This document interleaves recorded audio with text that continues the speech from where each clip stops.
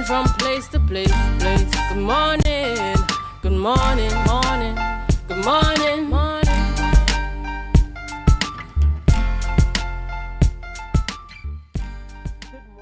And welcome to the morning show here on Tobago Updates Television. It is Thursday, 3rd October 2024, and we're coming to you live from the Port Mall here in Scarborough, Tobago. I am Adana Kambi. This is the day that the Lord has made, and of course we will rejoice and be glad in it. What a beautiful day to be above ground. In fact, every day is a lovely day to be above ground, so we continue to give God thanks for life. We continue to give Him thanks for His grace and for His mercies that are new every single morning. I want to say a special thank you for those of you who are viewing us far and wide this morning. Thank you so much for making us a part of your morning routine.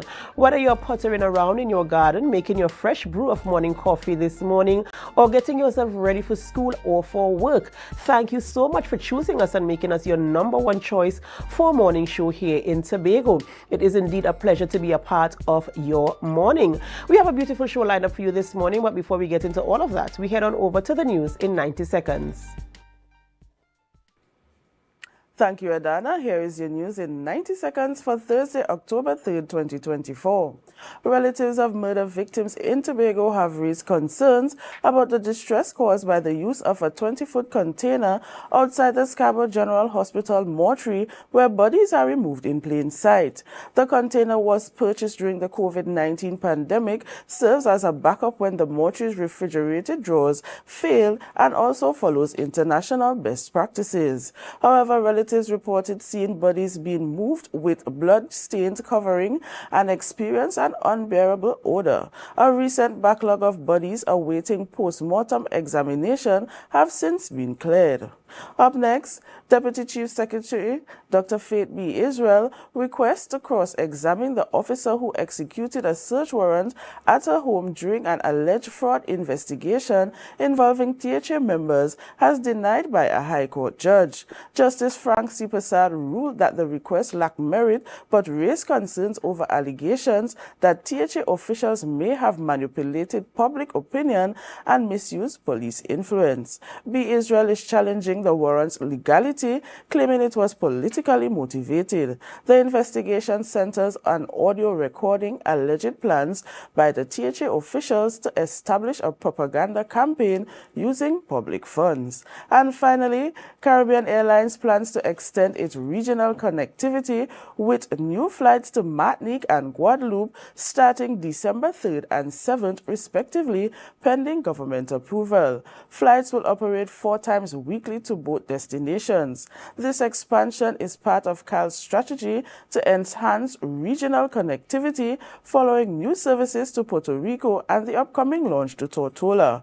However, CAL CEO Gavin Madeira emphasized while officials welcome the new route, it will be beneficial for cultural and economic ties. And that was your news in 90 seconds. Thank you, Biana, for our news there in 90 seconds. And of course, when you hear Caribbean Airlines, you always wish that the conversation would be about flights between the islands of Trinidad and Tobago, primarily for the convenience of those of us who reside in Tobago and have to get services, in Trinidad. Yes. And it's part of our daily lives. Every single day, somebody from Tobago has to travel to Trinidad for one reason or the other. And I really hope that the conversation at some point in time and action would be taken to ensure that we have additional flights.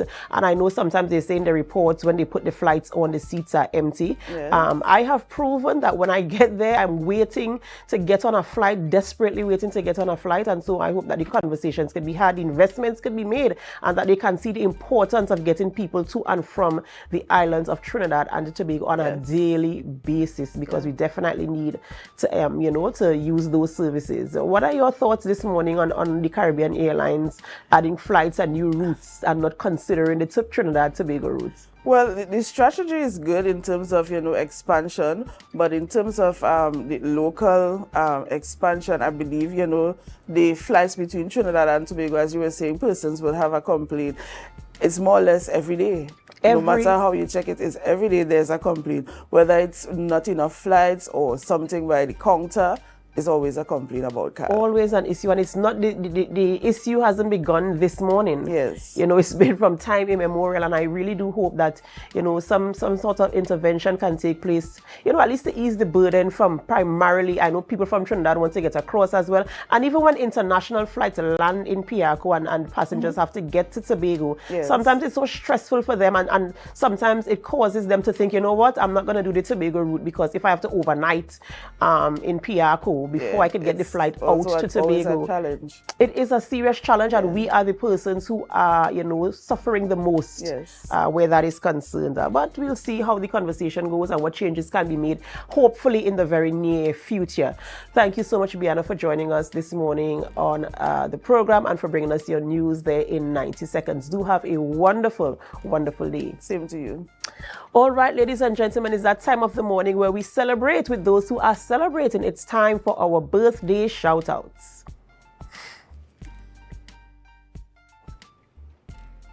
And of course, this morning on screen, our first birthday celebrant is Atilia Clark. Atilia Clark is celebrating a birthday today. And Atilia, we want to wish you a very, very happy birthday. We pray God's blessings upon your life, and we do hope that as you enter this new chapter of your life, you remember to put God first and to give him thanks for life. Next is JC Andrews. JC Andrews is also celebrating a birthday. And JC, we do hope that as you enter this new year, you continue to smile as much as you are in this photo, that your days are filled with love, peace, joy, and that you create beautiful memories with your loved ones. Happy birthday to you, JC. Dwayne Rojas is also celebrating a birthday today. Dwayne, we want to shout out happy birthday to you this morning. We pray God's blessings upon your life as well, and we do hope that you have a wonderful, wonderful birthday and that this new chapter of your life is also well written. So happy birthday to you as well. And bringing up the birthday shout-outs list today is our very own. Do you know the name? Let me do a drum roll. Drum roll, drum roll, drum roll. And I want you to, in the comments, give a happy, happy birthday to our very own Lavion Cupid. Yes, Lavion is celebrating a birthday today. And if at all you know Lavion, I'm sure she's out there. She has already started celebrating this birthday, probably since last week. From the time we entered October, and I'm sure this birthday celebration is going for the entire month. And as you know, she's a carnival girl, so she's probably getting herself ready.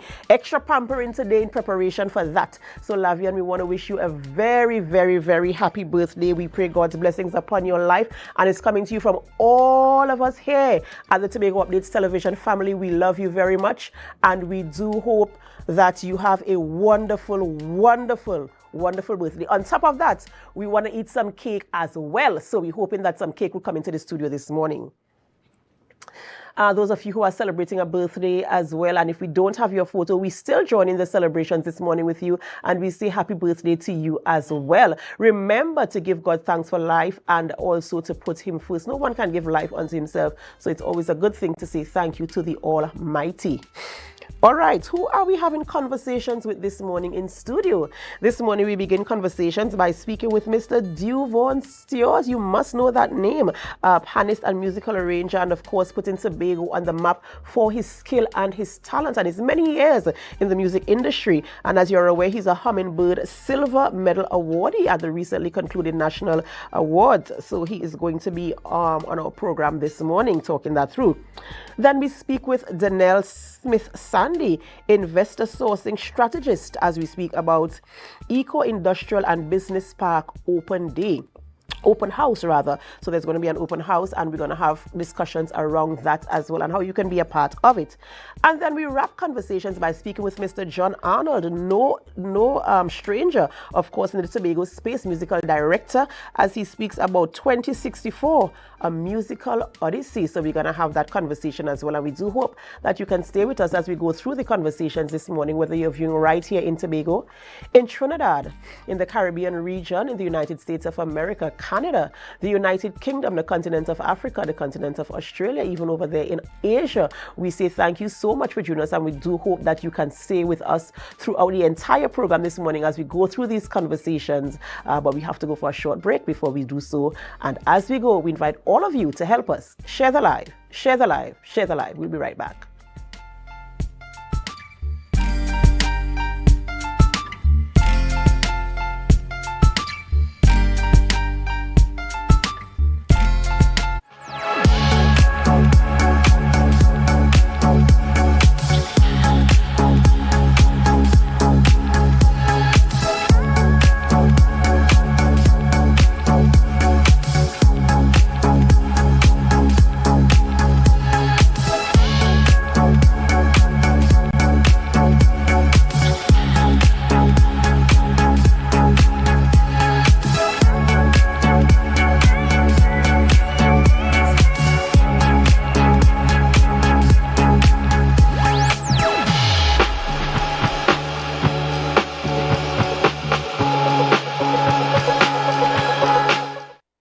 Are you an architect or draftsman looking to upgrade your skills, or a beginner eager to master essential tools? ReCAD Labs has the solution. Our Revit Architecture Fundamental Tobago course is designed to boost your skills and confidence. Running from October 6th to November 17th, this course includes a live session on November 17th for hands-on learning. Learn from experts in our virtual classroom and stay ahead in the world of architecture. Visit recadlabs.com to enroll now and follow us on social media for updates.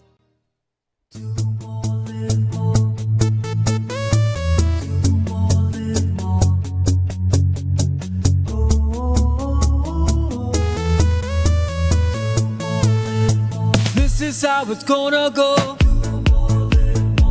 They better look up below, 'cause this is your show, and everybody's gonna know. Say it to them once again. They better look up below. This is your show, and everybody's gonna know. That's how it's gonna go. They better look up below, 'cause this is your show.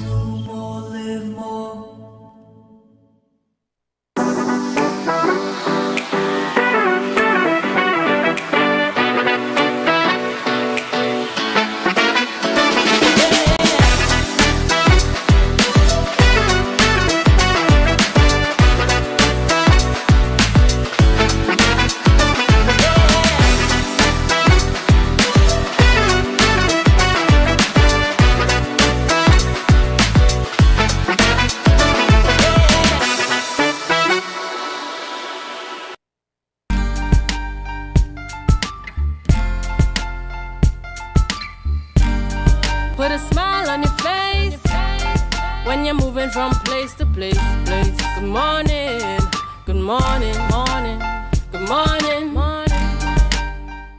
Welcome back to the morning show here on Tobago Updates Television, and thank you so much for staying with us.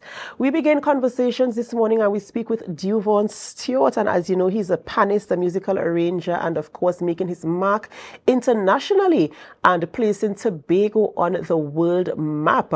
Duvone recently received the Hummingbird Silver Award, and we are going to have conversations with him this morning. Good morning, Duvone, and welcome. Good morning to you, and how are you, man? I'm well, thanks, and I'm happy to see you this morning. And of course, let's start off by saying congratulations. Of course, well deserved. They're receiving that award. And you know, it's always a proud moment when we have conversations with you, because I know how passionate you are about what you do and the lives that you impact while you do it. So of course, more than well deserving to you there. Let's get into it. How do you feel? Let's start with that. How do you feel after knowing that you were going to receive this reward and having received it? I was back from my international stints where I was doing a lot of masterclass lectures and workshops abroad in Europe, and I came back home here in Trinidad, and I was just going through the paces. On my little downtime, I just picked up my laptop and I was going through my emails, and this particular email just hit a button to click and open, and I saw the message, Dear Duvone Stewart, from the office of the President of Trinidad and Tobago, and I said, what? And I sat going, and I see Hummingbird.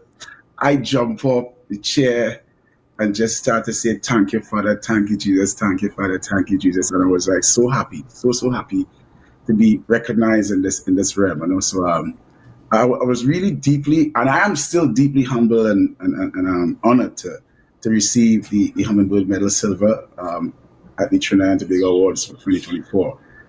This recognition means the world to me, and I could not have achieved this without the unwavering support of so many incredible people that came into my life. My parents, family, my friends, my supporters. I say thank you to them for standing by my side, for the love, encouragement, and guidance, and the time they took to believe in me that has brought out the greatest strength that God has blessed me with, to my supporters and to my loved ones, I'm profoundly grateful for the confidence that they have placed in me to see the work that I can do locally, regionally, and internationally. And that has become an inspiration throughout my journey. But to the steel pan fraternity, this recognition is as much for them as equal for me. Because without them, the steel pan fraternity, the pan players, the steel bands, the students at the university, they took time and invested having Duvone Stewart in the space, and I'm really, really grateful and thankful that all these things come out. So the love of pan and the culture that we share has fueled my passion, and I'm so proud to be a part of an incredible community that tends to support the greatness of one of their own sons, Duvone Stewart. Absolutely, absolutely. And Duvone, you speak so candidly about your life in Pan and how Pan transformed your life and the impact and influence it had on your life to bring it to where you are right now. And knowing now that the steel pan is the national instrument of Trinidad and Tobago, what does that do for you in terms of knowing that this particular instrument is so near and dear to your heart and all that it has done for you, and now it is the national instrument of Trinidad and Tobago? While when that news was made public, I was in London, and I said, okay, it's a great deal. We have been advocating for this for many years, and the big question that follows it now: what next? What are we going to do next? What are we going to take from having the honor of the instrument becoming the national instrument at Trinidad and Tobago? We need to ask ourselves the big question: what next? What are we going to do? And it's up to the powers that be that have the capacity to lay down the foundation of what is next to be done. So the instrument is in great hands. There are a lot of local things that are happening on the local scene. Very, very good still. Still leave for improvement.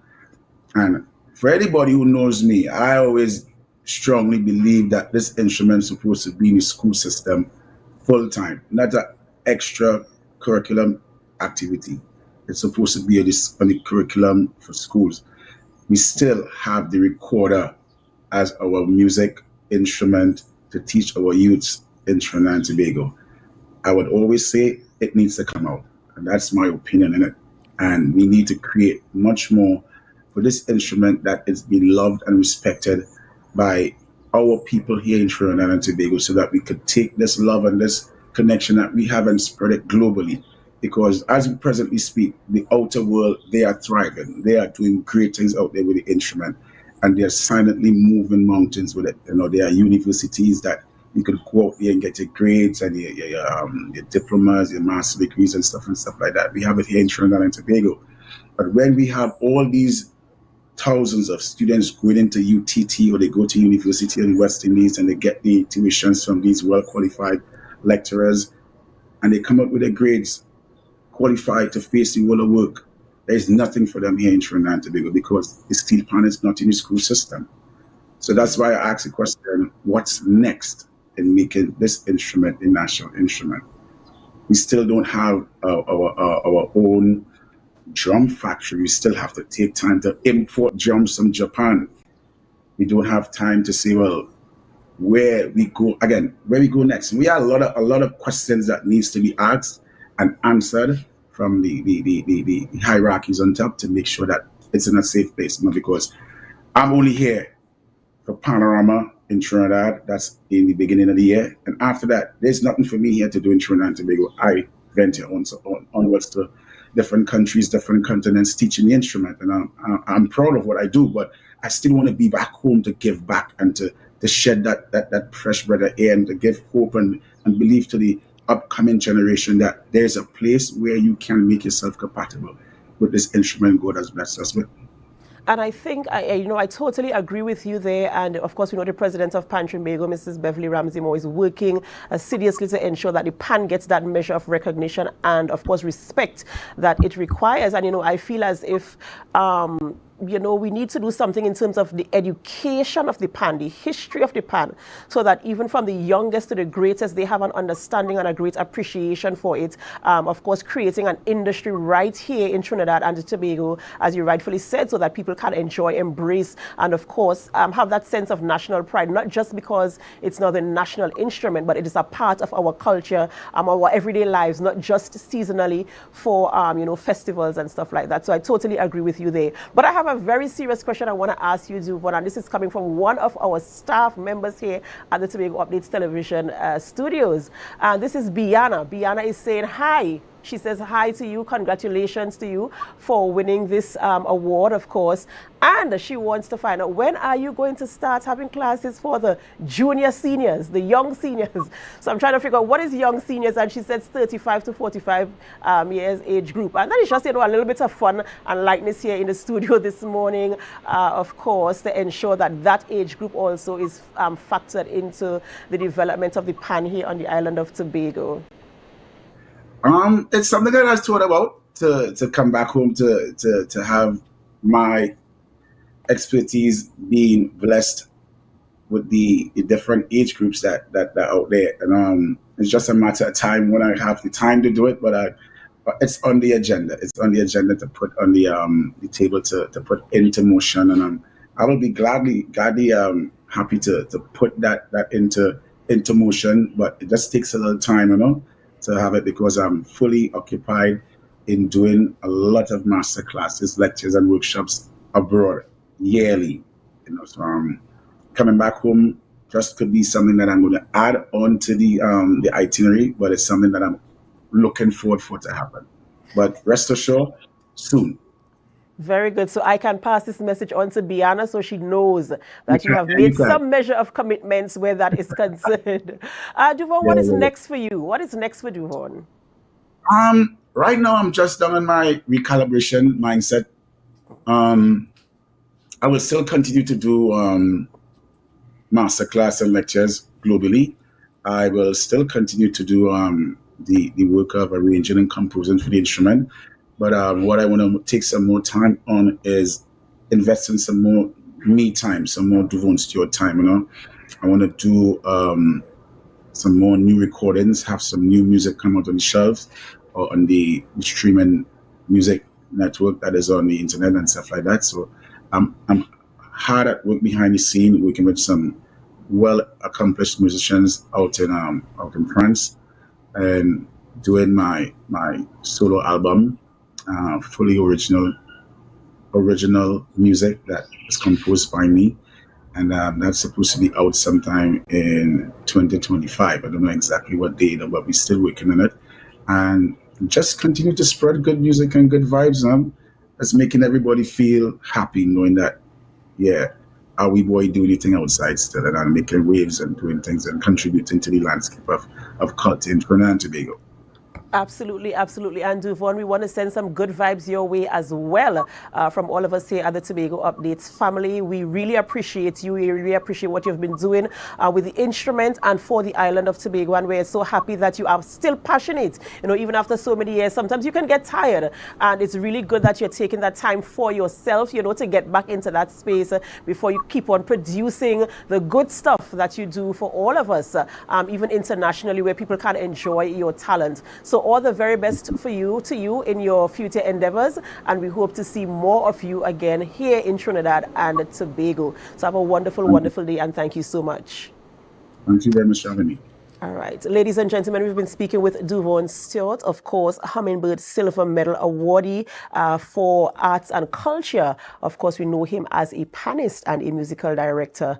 We have to go for a short break before we continue conversations in studio this morning. And as we go, we invite you to help us share the live, share the live, share the live. We'll be right back.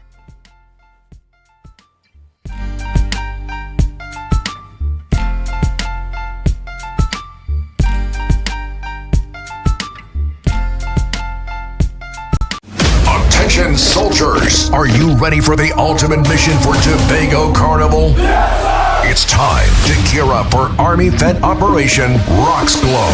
I feel like I'm running tongue again. No place like home. We're taking the vibes out to the countryside, where a premier cast of live entertainment will be pumping all night long. Army Vet Operation Rocks Glow. Join us on Thursday, 24th October at the Sid Grace Sporting Complex, Roxborough, for the high-energy Wear White Soca Bashment Rocks Glow. Army Vet Tobago. Operation Rocks Glow.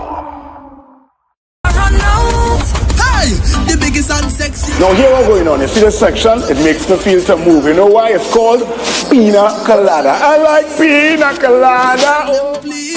Forget just the girl them crave for. They really need it too. When you play with Oh my goodness. And as the name says, it is as creamy as it's sweet. Never wanna leave cause the drinks them running for throw.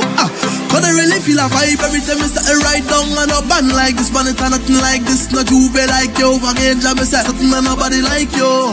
And every single time we touch, you know I never stop. This is Pina Colada, something nice with a little bit of spice, and of course, not once, but we're gonna do it twice. Cruise make the border. We are on the road with Pina Colada. Boom, boom. Don't tell me about work I out on the road today. Don't tell me about work I out on the road today.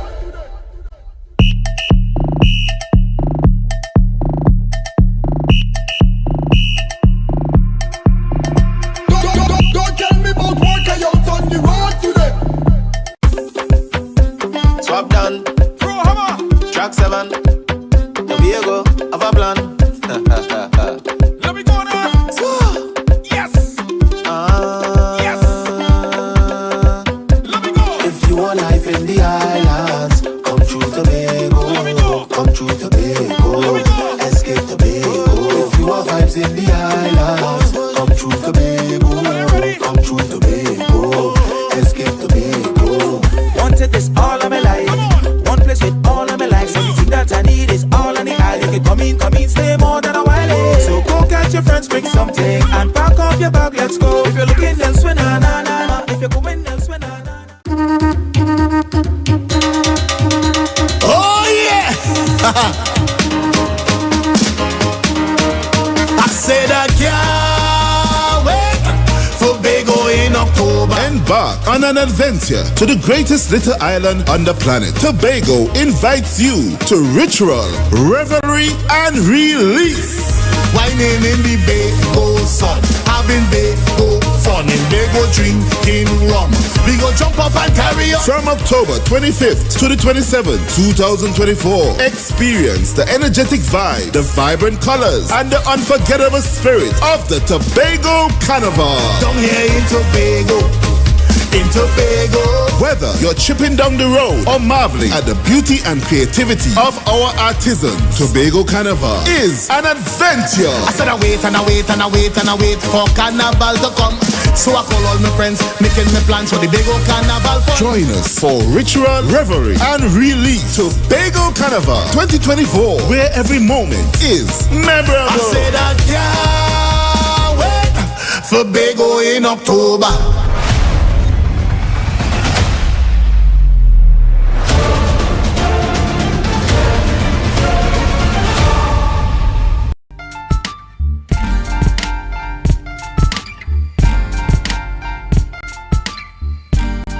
Put a smile on your face when you're moving from place to place. Good morning, good morning, morning, good morning, morning.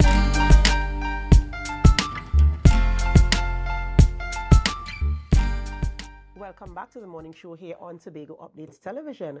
We continue conversations this morning in studio and we speak with Mr. John Arnold, no stranger to the Tobago space. He carries the cap musical director, concert producer, talent scout, so many caps he usually wears. So this morning we're talking to him as a music director and I will say a concert producer as well as we talk about 2064, a musical odyssey. Good morning and welcome. Morning to you, morning to all of viewers.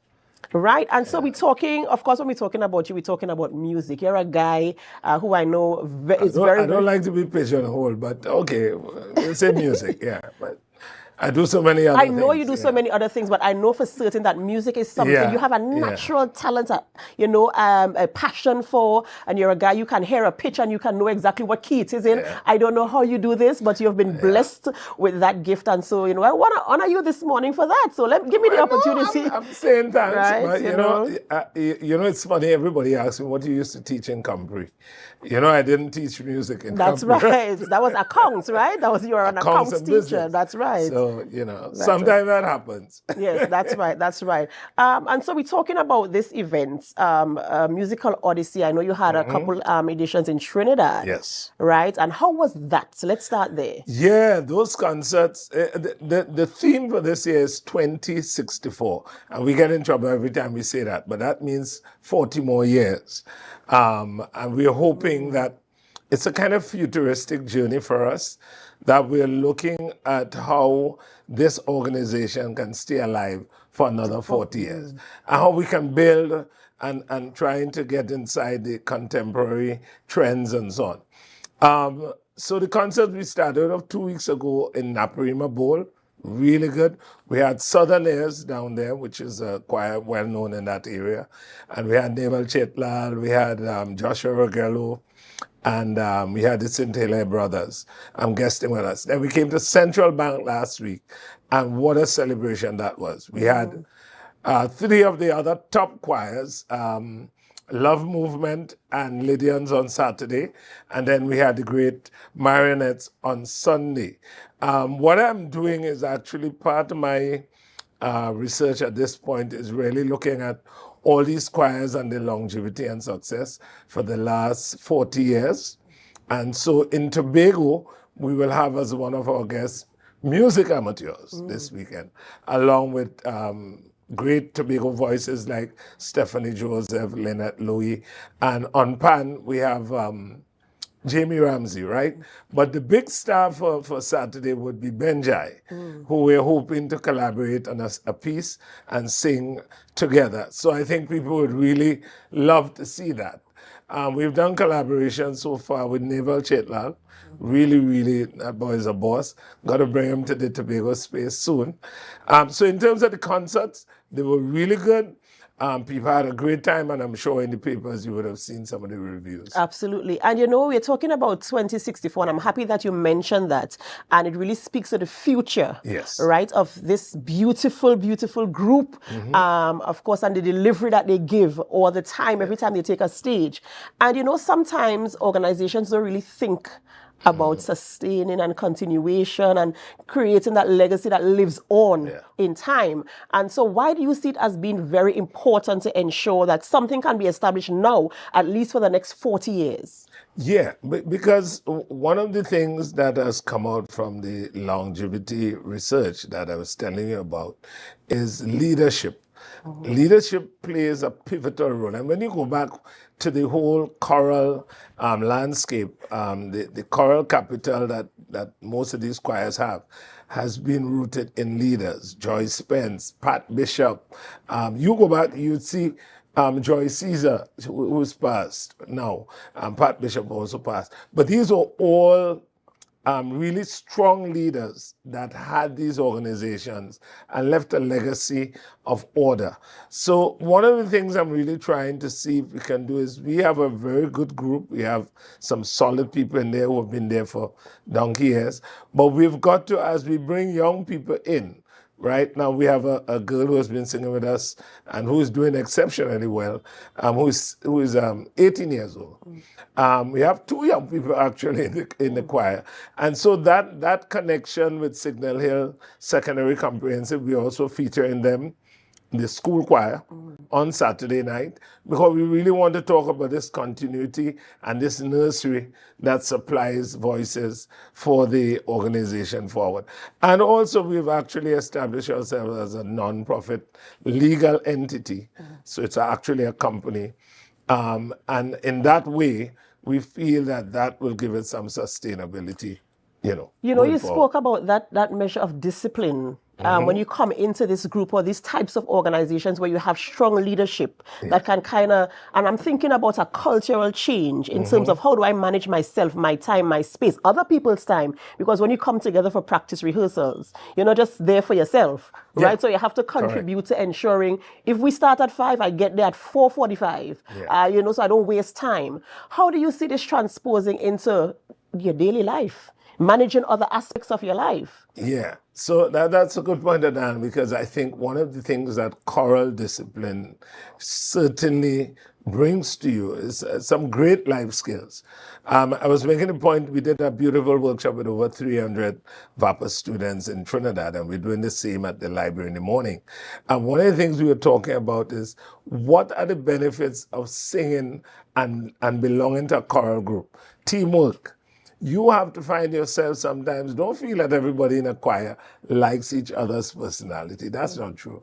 But if the song calls for them to hold each other's hands, to lean on each other, they will do it, because that's the performance, all right, post the performance.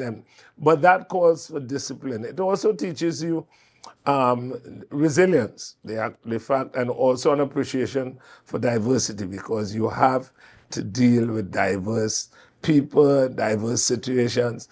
When we travel, you meet other cultures, you meet other people.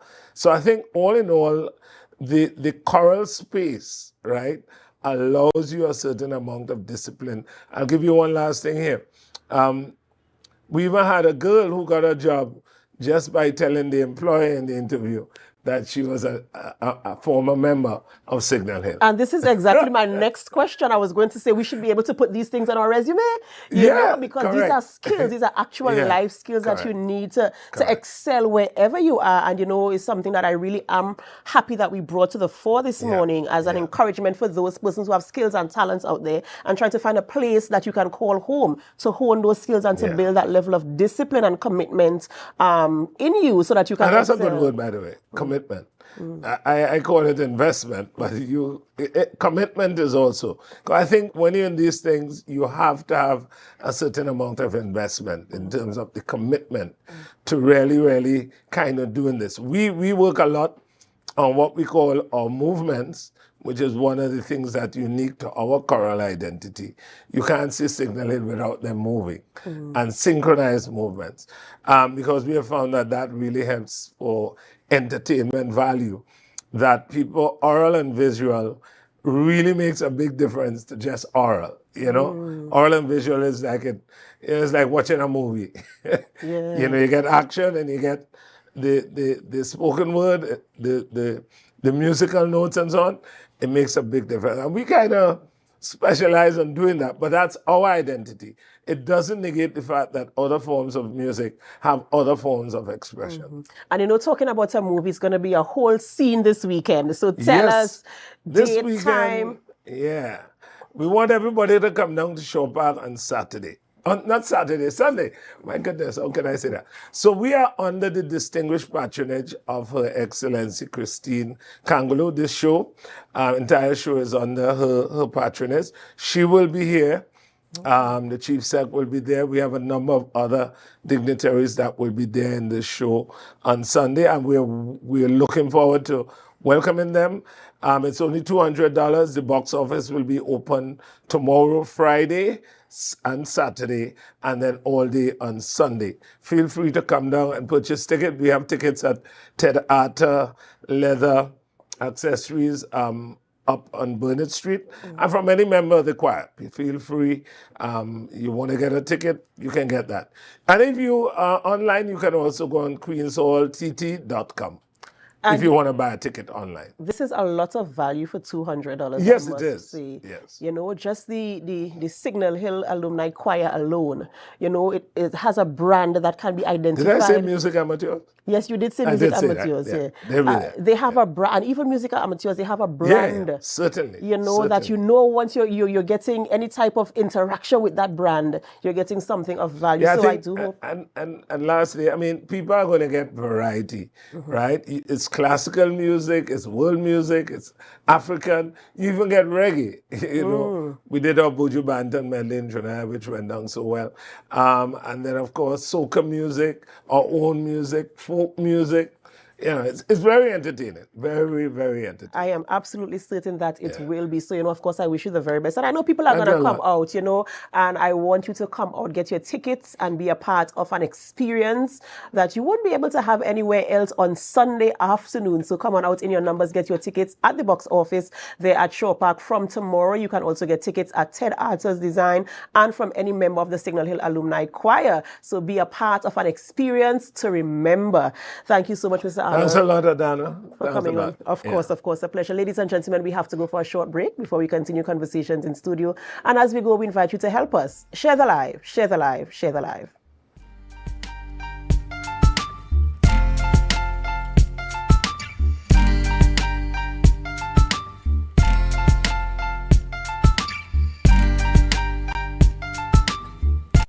Are you an architect or draftsman looking to upgrade your skills, or a beginner eager to master essential tools?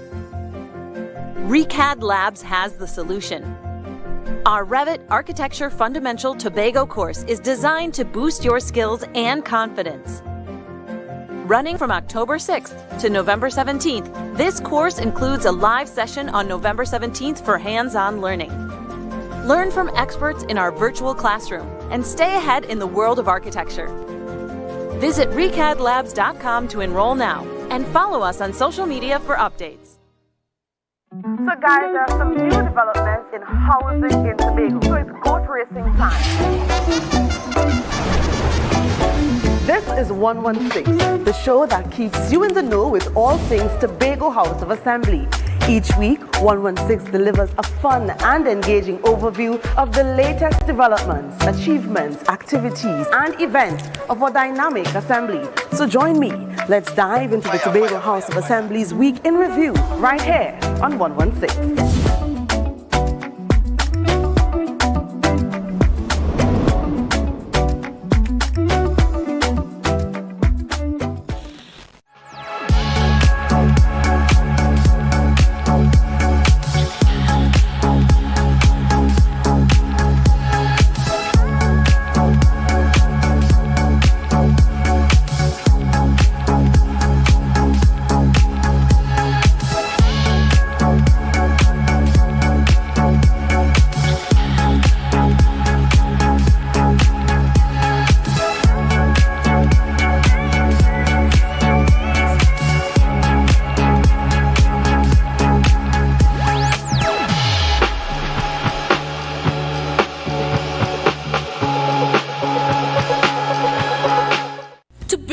Supplies has been a leading name for over 37 years in the glass and aluminum market in Tobago. We provide an extensive range of high-quality, innovative aluminum and glass products for commercial and residential use. Competitive prices with superior and professional services by committed employees who are guided by rigid quality standards. Tobago Glass Supplies specializes in the manufacture and installation of glass and aluminum products that are essential to today's homeowners and the business environment. We are engaged in marketing, sales, and installation of a variety of products. These ranges from windows and doors to necessities such as mirrors for homes and vehicles, designed and manufactured in-house or imported.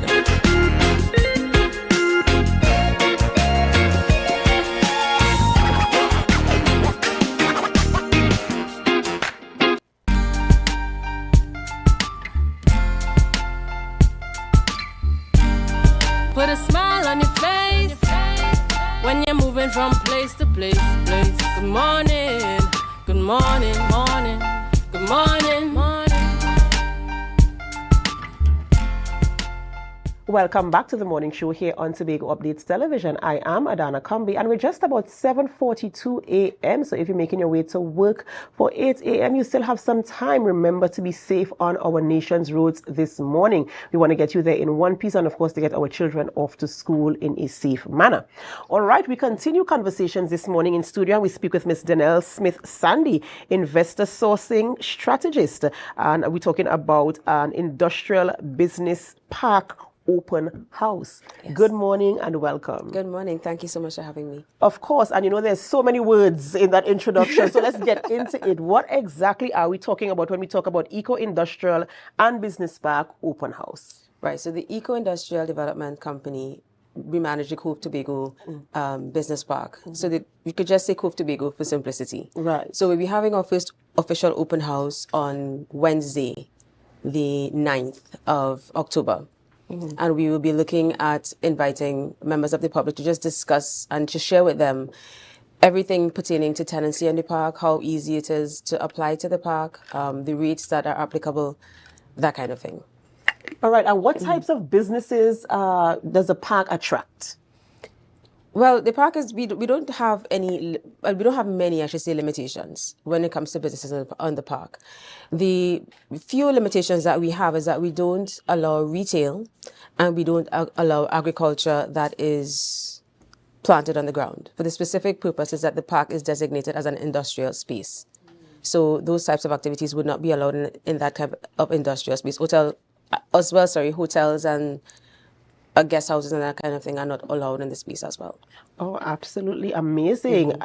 So this is an invitation for businesses to come in. Yes. See the space, know the space, and of course, occupy the space. Yes. Right? And this open house is taking place when? October 9th at 5:30 p.m. Now, the time was chosen so that we have minimum disruption to businesses, at least as much as possible. And we hope in that way to attract as many persons from the business community as possible to come and take part at the open house. The thing is, at the park right now, we have a lot of land space available for tenancy. So the discussion will be centered around land space tenancy. We have a lot of benefits and incentives for persons occupying land space.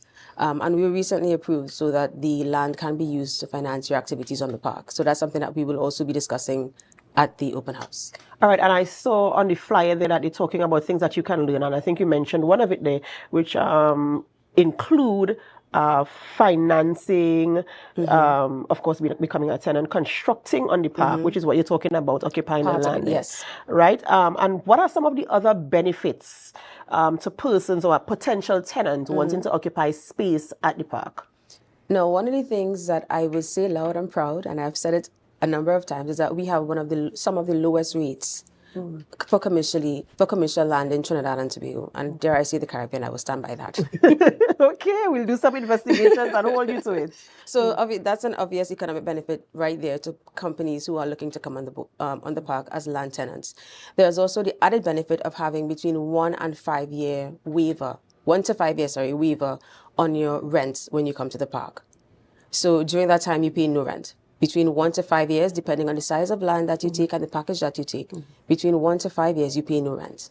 Okay, and what if, because you have to, of course, cover all your bases. So 1 to 5 years, no rent, and in the 6 years when I begin to pay rent, is it that the rent is going to be retroactive, or that 1 to 5 years is absolutely no rent? It's not a moratorium, so for that 1 to 5 year period, it's actually absolutely no rent. Absolutely amazing. If no incentive, this one is a good one, so of course. I'm just going back to saying I'm standing on my... I see where you're coming from there with that one, of course, and the benefits that can be derived from being a part of this open house. What was the idea and the genesis of, inviting persons now? I mean, I know it's the lowest rate, and, what was the idea, and what are you trying to establish, your primary objectives in terms of getting tenants into the space? What are you hoping to achieve in terms of, let's say, a tenant benefiting or the park benefiting? What is the relationship, the benefits of the relationship of both the tenant and the park? So Cove was established to be a catalyst to encourage economic diversification on the island of Tobago. So that's the whole purpose of the park. So any tenant that comes to the park, we try to make it so that you are successful when you come into the park. We try to work hand in hand with you to ensure that your business is a success. So we have a tenant relations department. So after you're onboarding and you come to the park, we have a tenant relations department, and they work hand in hand with you to make sure that your needs are met. One of the things that we do encourage our tenants to do, we have monthly meetings, and we encourage them to tell us about any gaps that they may have. So on occasion, we have been known to offer training to our tenants and sometimes open it up to the members of the public for at a reduced cost to meet any gaps that they may have. And if we can't provide the gaps, then our network is your network. So if we have any kind of connection with business support organizations within Tobago nationally, then we try to make them available to you so that you can meet the gaps that you have in your business. That is absolutely amazing, to have that measure of support there to ensure the success of the business. I want to talk a little bit about financing.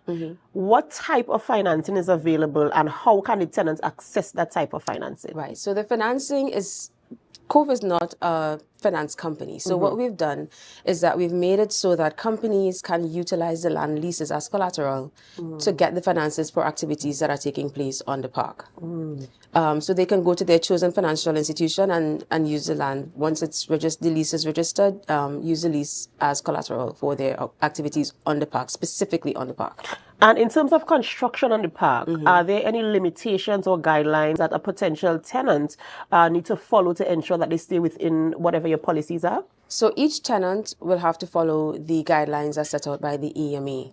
And we have a projects units department that and a parks department that help our tenants abide by these rules.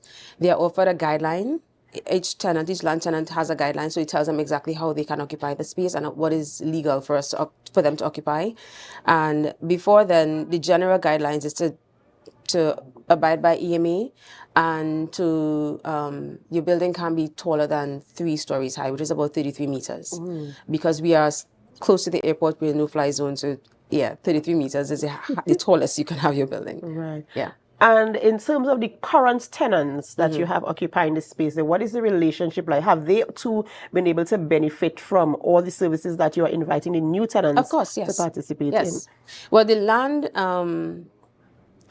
incentive program is quite new. So the tenants that would have applied for land space before the land incentive program would not have benefited for the 5-year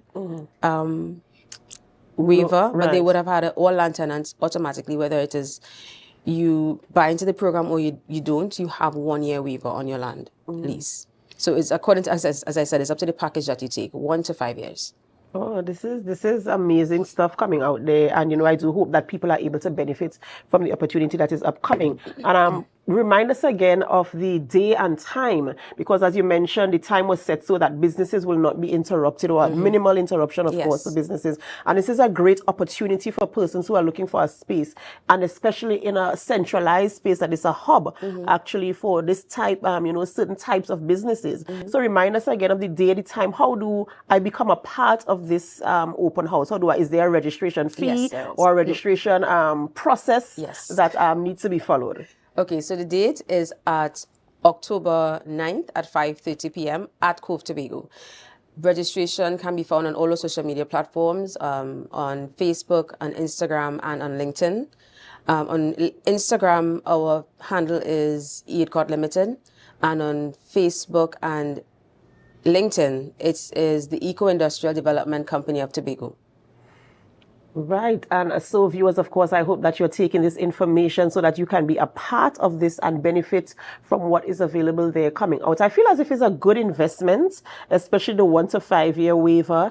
And of course, we're going to do some investigations to see if you really have the lowest rates, not just in Trinidad and Tobago, but the Caribbean region. And I want to say congratulations, of course, for making this available for tenants here in Tobago. It's Tobago owned businesses and operated businesses, of course, occupying that space down there. What are you looking forward to the most in terms of the open house and the potential tenants that will be coming in?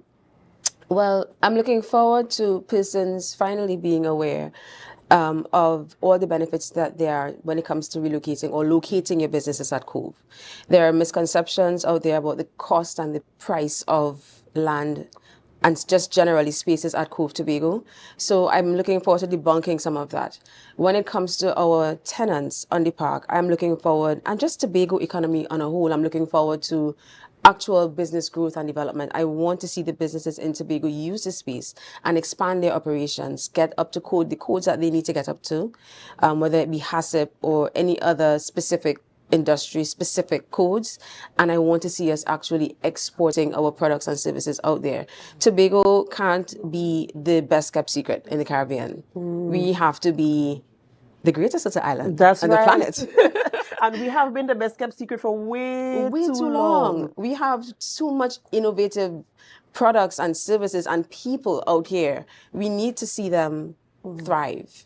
Absolutely, absolutely amazing. And, you know, I really, really do hope that people buy into this, that they come out on the open house day and they, you know, get to interact with the actual information that will be provided for them, so they have a better understanding for the benefits that are available to them with this open house. In closing, is there anything else you'd like to share with our viewers? I would just like to encourage business to come to the open house. You will not be disappointed. You're going to be interacting with everyone that you would meet in the process, from the application process to the onboarding process to the construction process. And you will see that we are there to help you and to make your experience at Cove as easy and as seamless as possible. So I just really want to encourage you to come.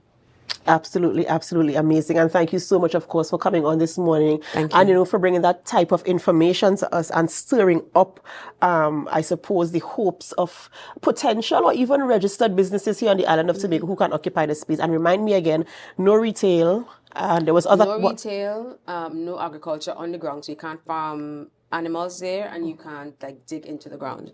We have a berry farm there, so hydroponics is allowed.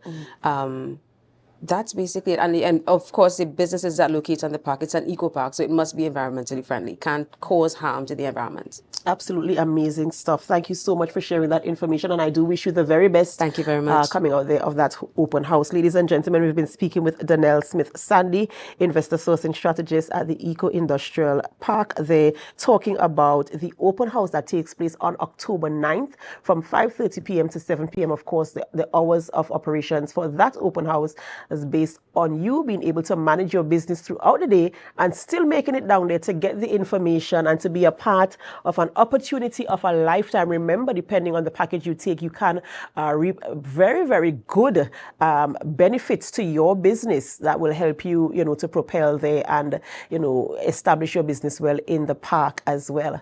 Thank you so much, Donnell. Ladies and gentlemen, I want to say a special thank you for those of you who stayed with us up until this point. Thank you to all of you viewing far and wide. Thank you for our loyal viewers. Every morning you come on and you give us that measure of support. You leave comments on our Facebook live stream, on our YouTube live stream. And I want to say a special thank you to all of you this morning. Thank you so much for always being that measure of support and encouragement for the entire team here at the Tobago Updates Television Studios. We see you and we appreciate you so very much. This is where we end the morning show on Tobago Updates Television, but it's not where we end our programming. We head on over to GMT, and as we go, we invite you to help us share the live, share the live, share the live. Have a wonderful day.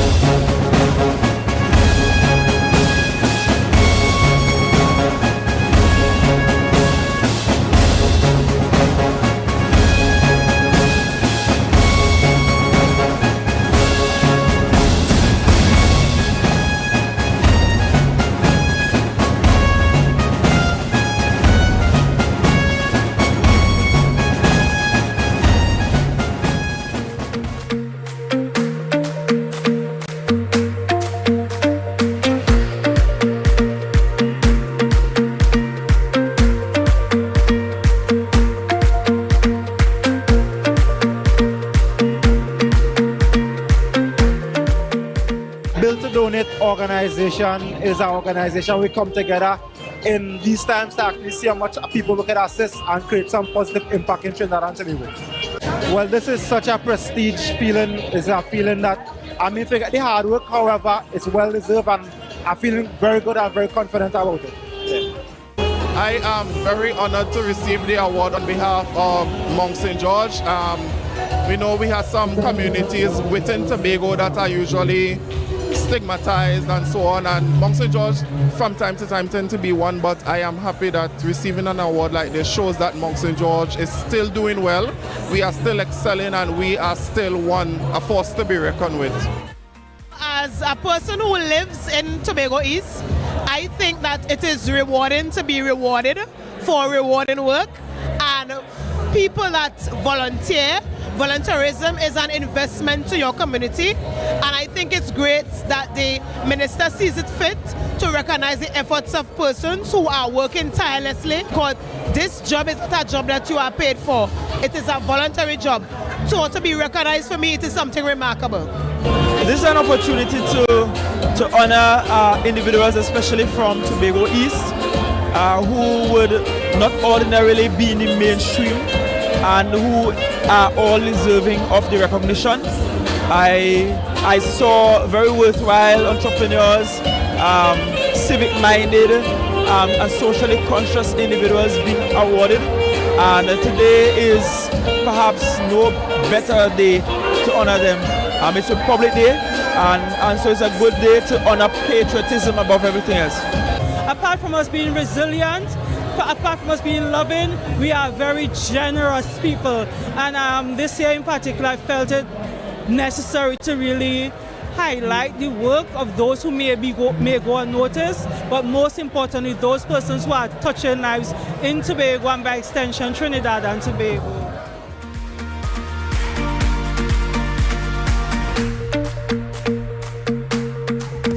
That was a production of the Department of Information, Office of the Chief Secretary, Tobago House of Assembly. So guys, there are some new developments in housing in Tobago. So it's goat racing time. This is 116, the show that keeps you in the know with all things Tobago House of Assembly. Each week, 116 delivers a fun and engaging overview of the latest developments, achievements, activities, and events of our dynamic assembly. So join me. Let's dive into the Tobago House of Assembly's Week in Review right here on 116.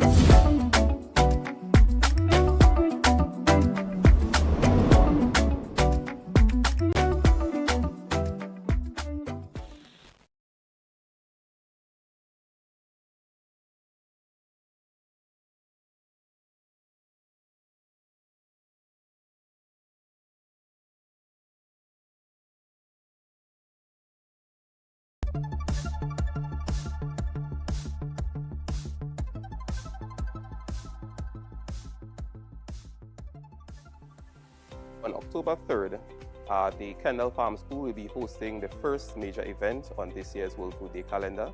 The event is the Kendall Farm School Green Market. It will be hosted from 10 a.m. to 6 p.m. So there will be demonstrations, there will be a tree planting activity. We will be putting on demonstrations in terms of sustainable waste disposal, like composting.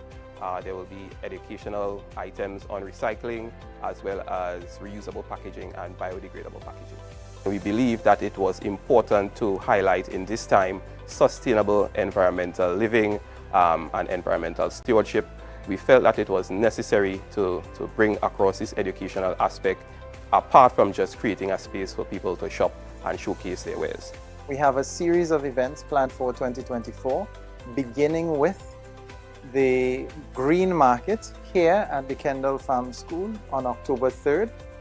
And following that, we have the Grand Exhibition, which is what everyone thinks of when they think of World Food Day. And that is on October 16th and 17th. Following that, we have several other events. We have a horticulture market. We have the Lamb Festival. We have a Women in Agriculture Expo on November 29th.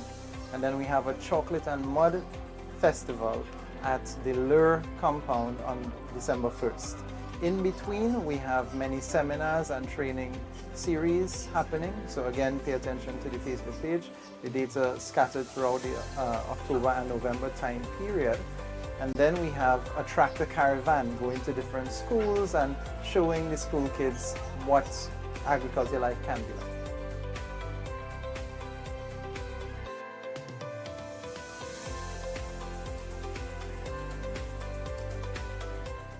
That was a production of the Department of Information, Office of the Chief Secretary, Tobago House of Assembly.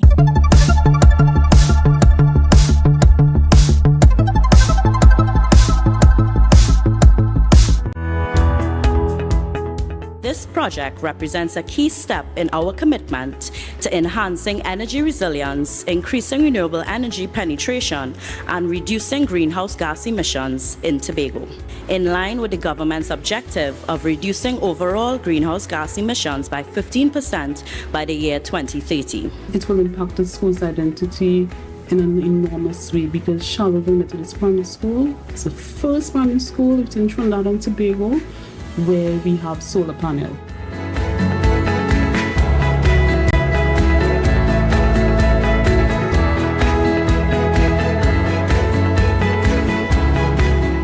For us, this project is more than just technical work. It's a powerful statement of our commitment to renewable energy solutions, education, and preserving our beautiful island for future generations. The world is rapidly changing, and with it, our approach to energy. By installing this solar system, we reduce our carbon footprint and cultivate environmental stewardship among young minds. And one of the key factors towards us becoming the greatest little island on the planet is us accepting our climate responsibility. And to see Charlottesville leading, I felt extremely proud. I feel great because we are saving energy and reducing our carbon footprint on the earth, and that helps to reduce pollution.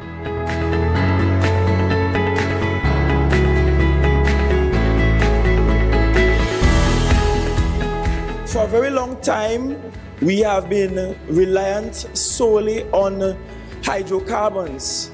But this is a step in the right direction, a step towards diversifying our energy consumption patterns, and a step towards doing so in the most sustainable manner. If we spread these initiatives all over this country, it means then that TNTech will no longer have to generate and depend on NGC for billions of dollars in gas that we can now have at our disposal, that we can now use to build more schools and to build more roads and to build more hospitals and to improve the living circumstances of the people of Trinidad and Tobago.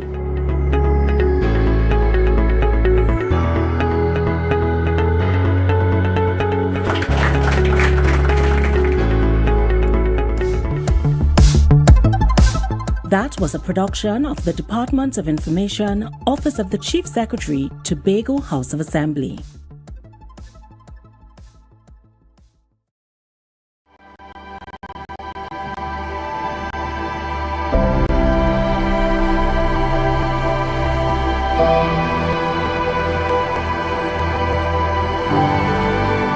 It's only when I go abroad and I see what is out there and I come back and I measure against what is here. There is no comparison to beauty. Some writings of our history, it is said that Christopher Columbus called it Bella Fauna, meaning beautifully formed.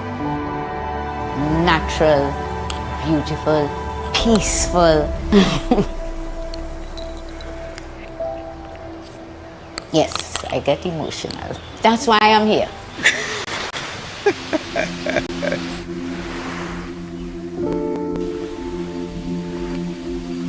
One of the fascinating things about nature, there is always something new, and especially in the tropics where there's such wide diversity, persons can experience and have the awe associated with some of the beaches we have, aquatic life we have, some of the fascinating birds we have within a day, within a short period of time.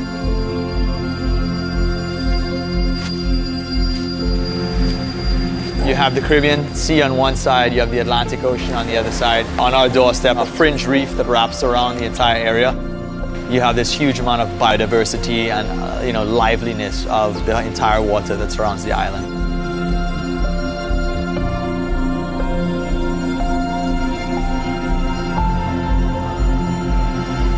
We also do bioluminescent nighttime tours, which are like an escape into the deep, dark secrets of this, glowing phenomenon. It's like this almost cosmic effect. It's just something to be seen.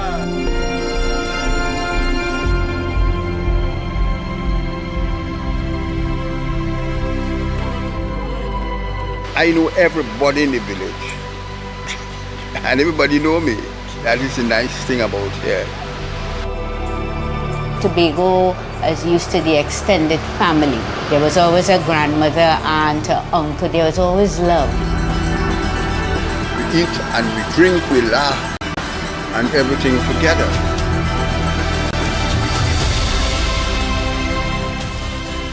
Tobago, in one word to me, beautiful.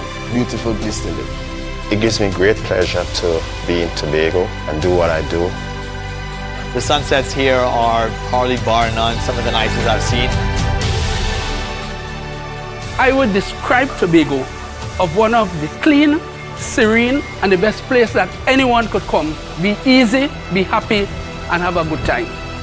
There is nothing to compare to.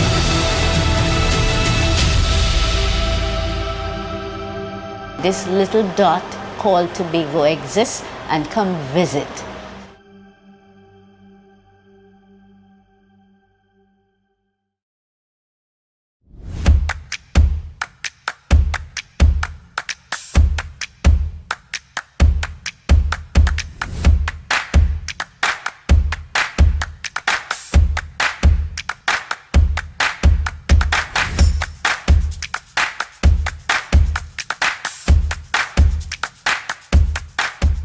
This week on THA's Omnibus.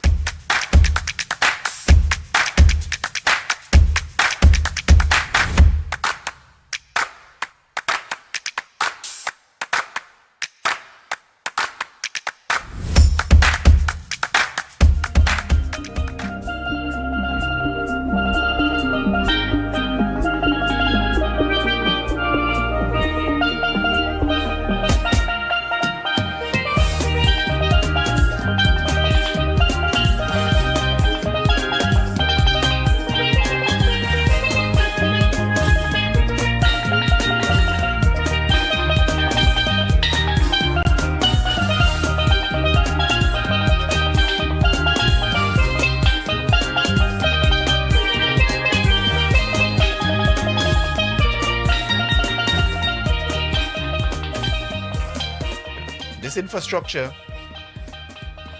is being developed because we have another dream. We have a dream when Cove Industrial Estate will in fact be an industrial estate, and there will be the need to transport containers in and out of Cove.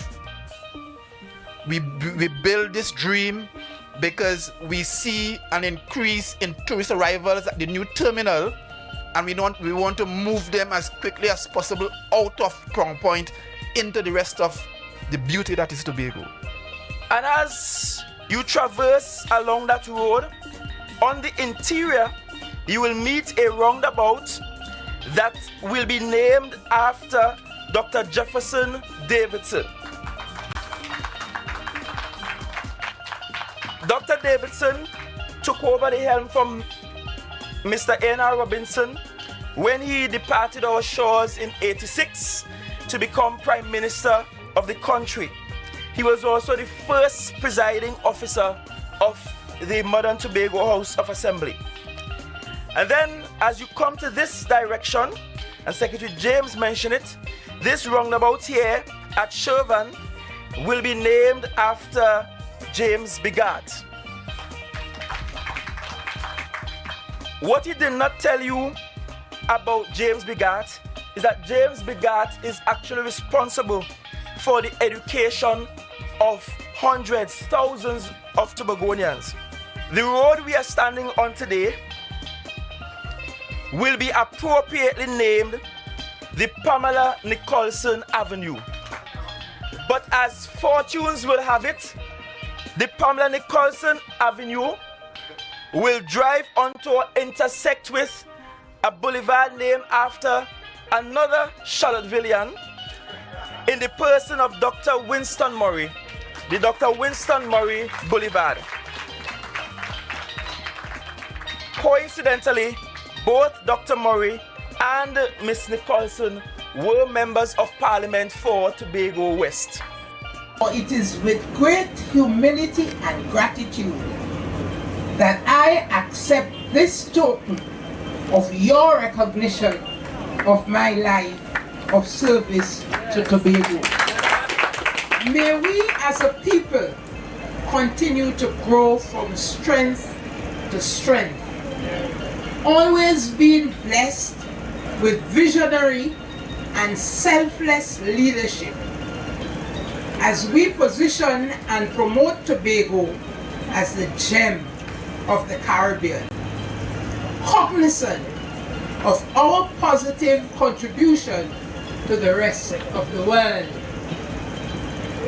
God bless Tobago, and may this project stand as a conduit for a buoyant tourist industry, one of the necessary pillars that will take our economy into world-class 21st century development.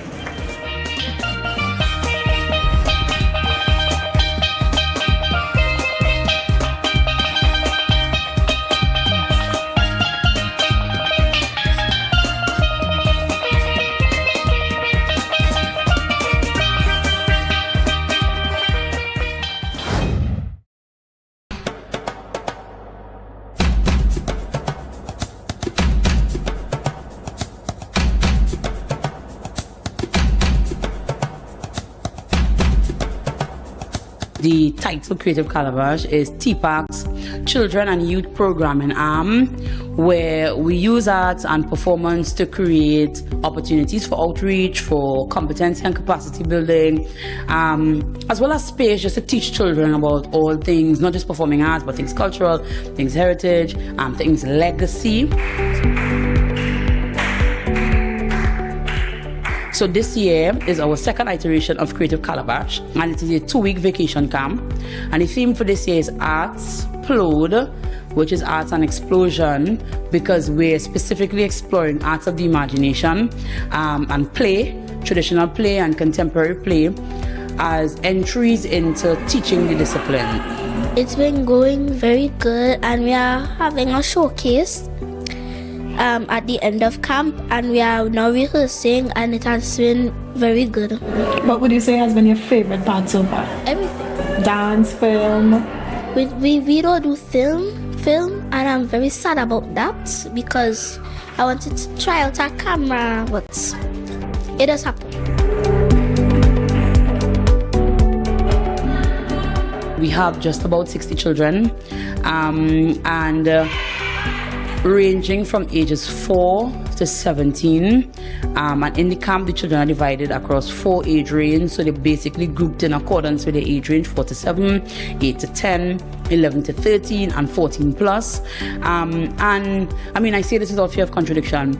One of the advantages of Creative Calabash is that children get to experience the widest variety of performing arts under one roof. Our age group has dance, and we have creative free play where we have to be creative, and we have to express our emotions. The visit to the dirt oven made me know more about how our history is and how they make these delicious foods to each other. Second year going to the camp, and I feel like I learned more than last year, which is fun. I love to learn about performing arts. I started to learn about the traditional dances here in Tobago. I've never danced the Coco before, and I started to learn it a couple of weeks now, which is good because as a Trinidadian, I came here to live a couple of years back and I didn't learn anything. And now that I'm starting to learn it properly, I'm very happy about that.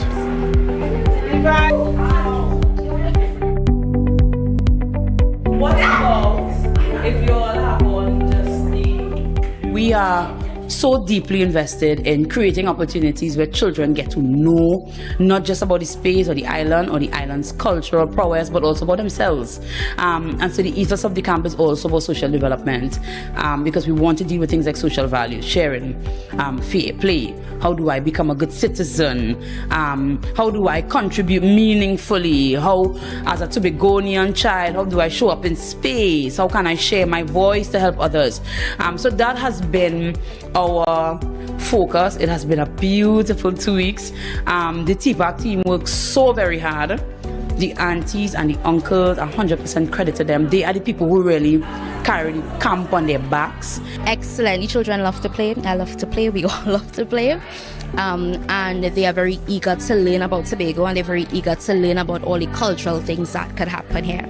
Camp has been going amazing. It has been the best experience. Last year I didn't get to come, and I'm so glad I got to come this year, because it has been an amazing experience. We play a bunch of games, and they teach us our heritage through these games, so it make it fun for the little children, and it also make it fun for me. The greatest part have been film and dance. I never knew I was into film until I tried it, and we now came from making a documentary, but we making it kind of in a funny way. We made it funny, and it was really nice to go through that experience. I never knew I could actually learn my lines and actually deliver it in front of a camera and not have stage fright and not be scared, and it was actually really fun. This camp has opened up my experiences and made me do things that I never knew I could have done. I am really enjoying myself.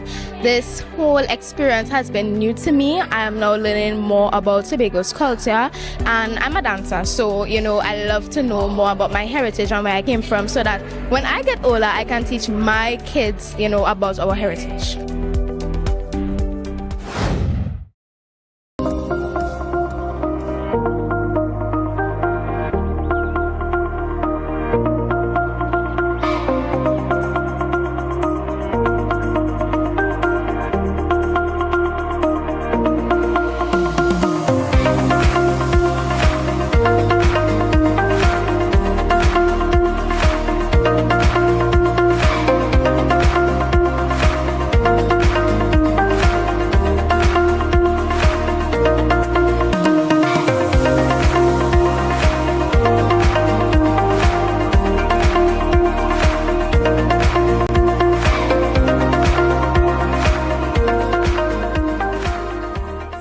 We have entrepreneurs this morning from a cross-section of industries. We have persons from the motor vehicle repairs industry, the garment construction industry, events management, food and confectionery preparation, craft makeup industries. The Reach Unit is here to support you all, because apart from receiving your grants today, you will definitely hear from us again. We normally have other opportunities coming up. We have training, we have marketing opportunities, any other opportunities that arise, we normally reach out to you and make sure that you partake in those activities. So the grant will help me in terms of purchasing items to really and truly maintain the vehicle, such as car wash items. So it's very costly to go to a car wash each time after booking to deal with the vehicle and get it on time to our customer, right? So the grant will obviously, it will help purchase some items to help maintain the vehicles. Well, I mean, it's a good idea, right? Especially for people who's now starting in opening their own business as well. Actually give them a push and motivate them more to continue doing what it wants to do.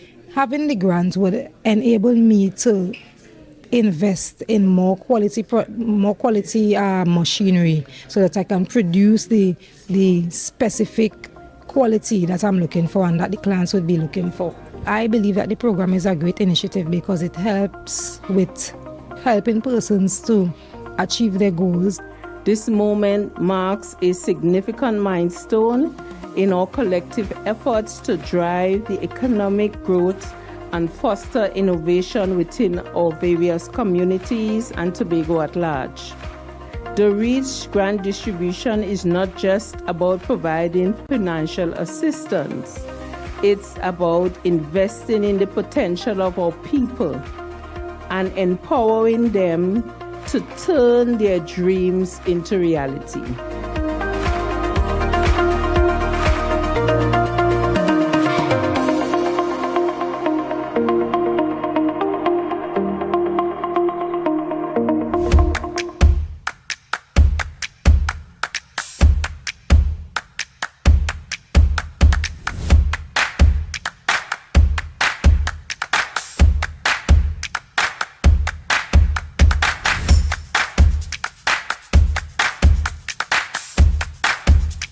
That has been a production of the Department of Information, Tobago House of Assembly.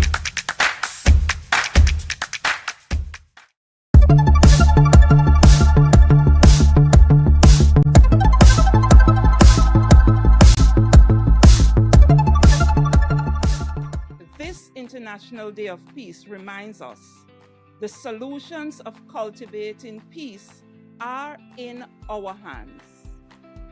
Cultivating a culture of peace means replacing division. It means replacing disempowerment. It means replacing despair. And we replace it with justice, with equality, and hope for all mankind. The universal theme this year is cultivating a culture of peace. And one must say that this theme is most fitting for such a time like this. Agreed? Our goal at the Community Mediation Center is to engender a culture of peace throughout our little island, Tobago. I think it is critical for us to commemorate this day as we move towards building a more diverse and inclusive society. Peace has to be our foundation. Given the situation where crime is concerned throughout the country, I think celebrating peace, World International Peace Day, is very vital as a reminder to us as a people that we should live in peace and unity and that we should appreciate each other as a people. Peace is a projection of self. Whatever we think, whatever we feel, it projects peace. And peace is very important at this time in Tobago with all the crime happening.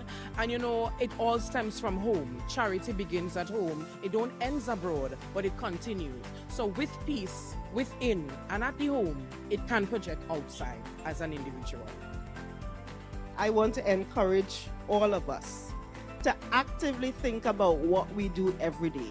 Actively think about every single conversation that we have, every single email that we send, every single whatever that we do to ensure that it is one that engenders and cultivates peace. That was a production of the Department of Information, Office of the Chief Secretary, Tobago House of Assembly.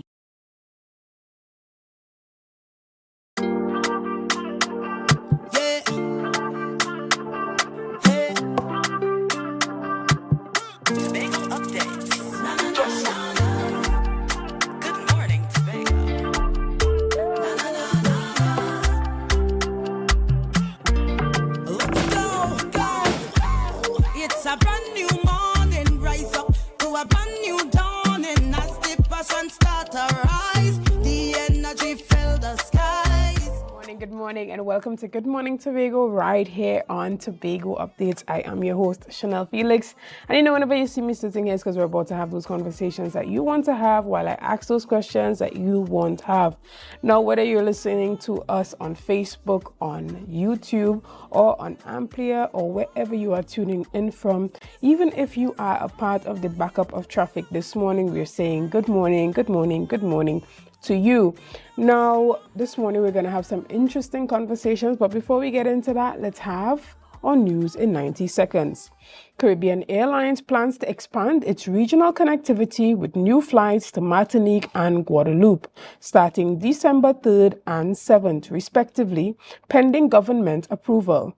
Flights will operate 4 times weekly to both destinations. This expansion is part of Caribbean Airlines' strategy to enhance regional connectivity following new services to Puerto Rico and the upcoming launch to Tortola. However, Caribbean Airlines CEO Gavin Madeira emphasized while official welcome to the new routes is ongoing, it will be beneficial for cultural and economic ties throughout the region. Additionally, relatives of murder victims in Tobago have raised concerns about the distress caused by the use of 20-foot containers outside of the Scarborough General Hospital mortuary, where bodies are moved in plain sight. The containers, which was purchased during the COVID-19 pandemic, serves as a backup when the mortuary's refrigerated drawers fail and following internal best practices. However, Relatives reported seeing bodies being moved with blood-stained coverings and experienced unbearable odors. A recent backlog of bodies awaiting post-mortem examinations have since been cleared. And finally, the Deputy Chief Secretary, Dr. Faith B. Israel, requests to cross-examine the officer who executed a search warrant at her home during an alleged fraud investigation involving THA members has been denied by High Court Judge. Justice Frank C. Prasad ruled that the request lacked merit but raised concerns over allegations that THA officials may have manipulated public opinion and misused police influence.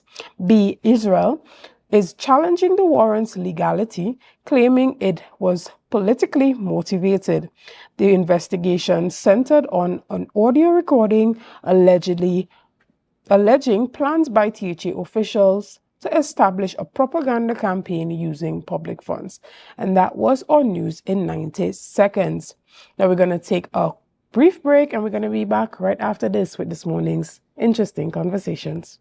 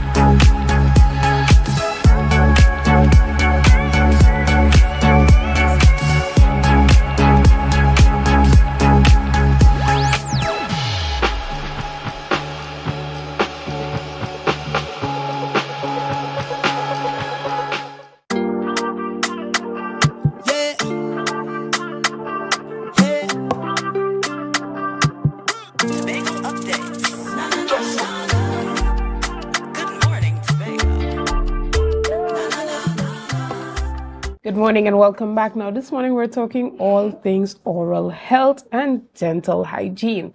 This morning as we have this conversation, I have the privilege of sitting here in studio with the senior dental nurse at the TRHA, Mrs. Gemma Walters. Gemma Walters. Mrs. Gemma Walters. Good morning and Good welcome. Morning. Thank now you. The TRHA is hosting a dental fair for all of Tobago to be a part of on October the 7th, which is next Monday. Tell us a bit about that. Okay. Next Monday, it's at the Lowlands Mall. We are going to have our dental health fair. This is an ongoing thing. We had it last year and many years ago, so we look forward to our dental health fair. And this year we are really focusing on making the children having the children from the Standard 3 and Form 3 classes involved in the dental treatment. Access to quality dental care is critical, as we know, to the overall health and well-being of individuals. So students from Standard 3, they are preparing for the C exam, and those from the Form 3 classes, they are preparing for C-Sec. So usually they are so busy at school, they don't really access the dental care. So we, in the dental department, we are focusing on these children. We want to get them at this age where we can do like fillings, cleaning, extraction where necessary, prophylaxis, and we are really targeting this group because we know they are at an impressionable age where, they have the mixed dentition, the Standard 3, they have the mixed dentition. So we want to make them aware of how to take care of their teeth. And that is what it is about. The dental fair basically is about. But this is the opening day. On the 7th is the opening day, just to introduce what we are going to do. It's an ongoing program, so it's just going to introduce what we are going to do. We are going to have the CEO present, the general primary care manager, the primary care manager, and other people involved in the dental health opening on Monday the 7th at the Lowlands Mall. All right, excellent. And tell us some of the other activities that will be included under this whole dental campaign. On that day, we are going to have, like from primary care, we're going to have nutrition with us. They are going to basically they are going to do like the body mass index with individuals who come along. They are going to do cholesterol testing and so on. They are going to do counseling. Basically, we have the nurses who are going to be there. They're going to do blood pressure. They are going to do diabetes testing and all those kind of things. So we want people to come along. We are there to give oral health information, help the people be aware of their dental hygiene and how to take care of their teeth. So it's like going to start from 9 o'clock, way up to 2. So we are inviting people to come along and be educated as to what dental is going to be doing for the next year.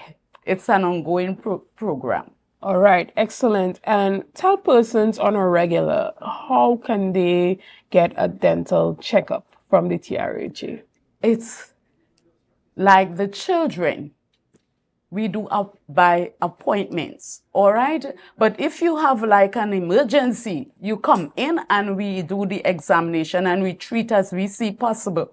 The other, like adults, they can come in and have examination done too. But we have special days for the adults, which is on a Tuesday in Scarborough, Roxborough, Friday at Moriah and Canaan Health Center. So they can visit these areas to have examination and, you know, counseling as to what is going on in their mouth. All right, so give us the dates again one more time. All right, on Tuesdays, we have Roxborough and Scarborough.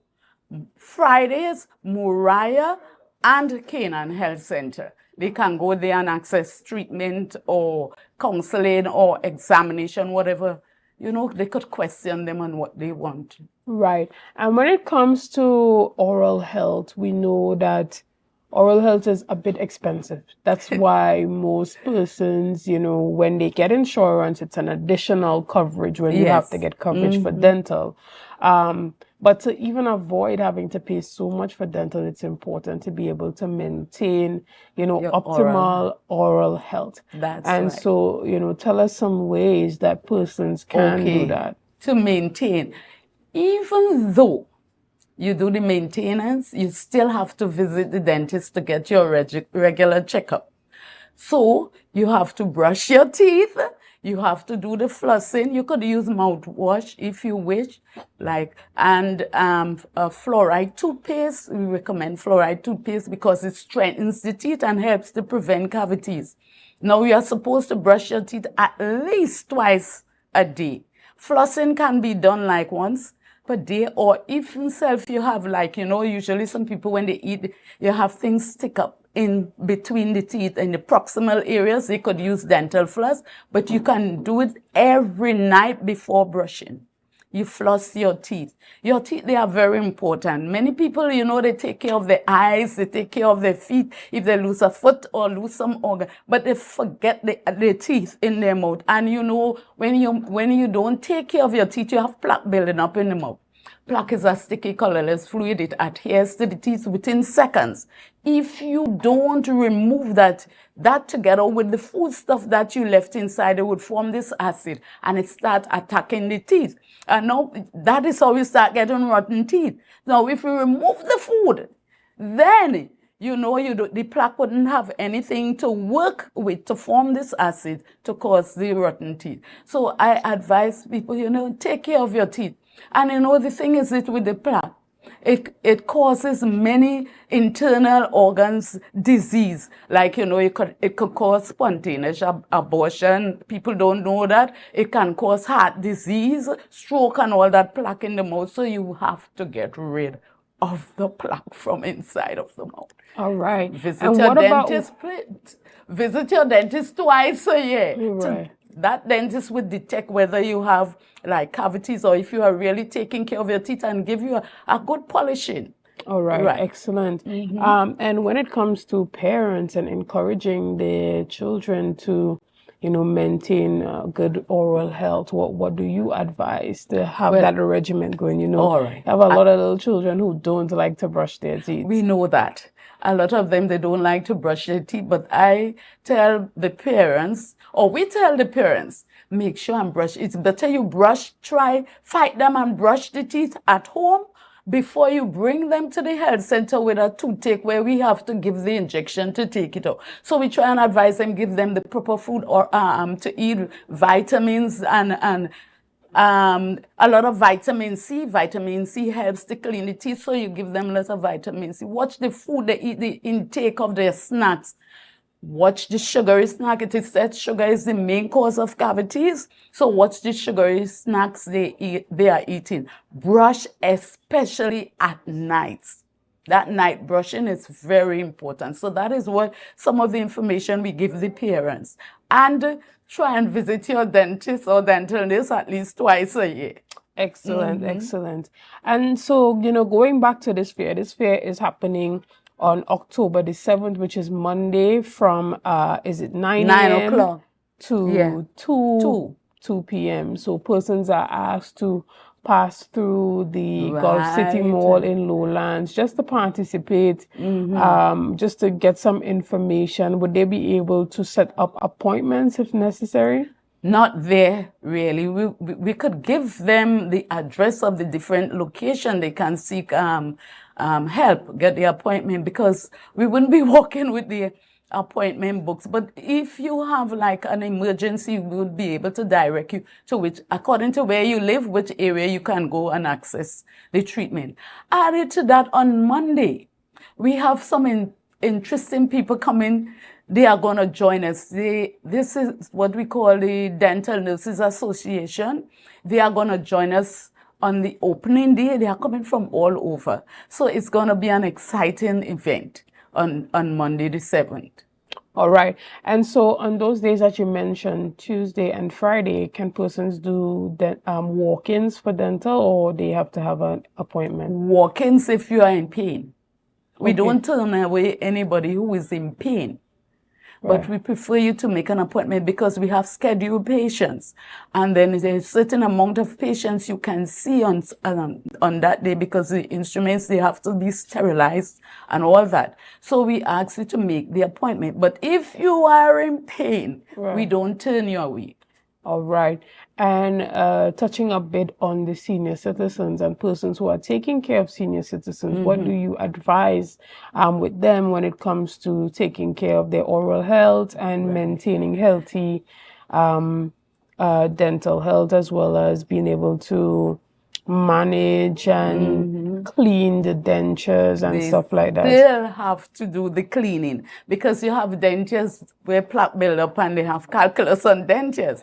So the caregiver, they have to make sure and clean the dentures, clean the tongue, the gums of those senior citizens, because plaque still forms in the mouth, on the gums, on the tongue. So they have to make sure and clean and brush the dentures. Brush the dentures.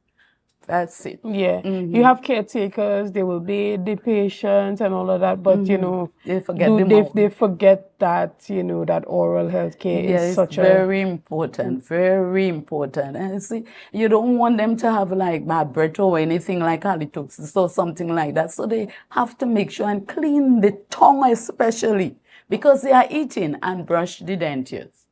Excellent. Yeah. So we want to thank you so much to you and to your organization, the TRHA, and all that you guys have been doing to educate the public on oral and dental health care. Thank you so much, Mrs. Walters, and we hope that you have a successful fair and a successful dental awareness campaign. So we want to thank you so much. We're going to take a quick break right here, guys, and we're going to be back for having me today. Right after this. See you soon. Bye-bye.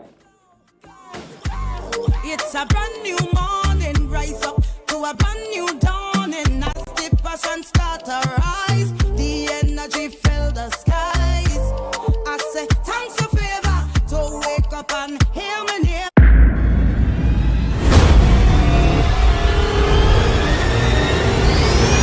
I'ma play some tune like this. Don't worry, my wife will fuck it up. Make me happy whenever you come. So me play very hard, fiesta, fun, fiesta. This one is for the people and them who don't care what nobody else have to say about them. Them none of cash, broke where you have, where you know about. It's too early for that. Too early, good all. They do but enough, nine. Girl, go to club, girl, right. Nice. Who's the one friend can drink all the alcohol no matter what? Put a bottle and spoon and a cup in my hand and I'm winding up on me man. Dream.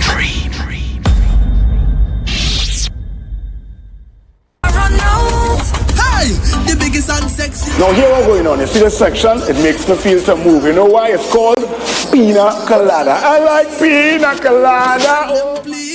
For angels to get them crave for, they really need it too. When you play with oh my goodness, and as the name says, it is as creamy as it's sweet. I never wanna leave, cause the drinks them running for throw. Cause I really feel a vibe every time I start right down and up and like this, man, it's nothing like this, not you be like you. For angel, me say something and nobody like you.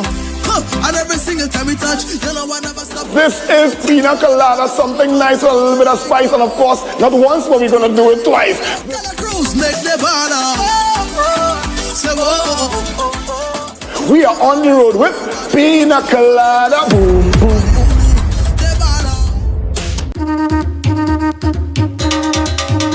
Oh yeah!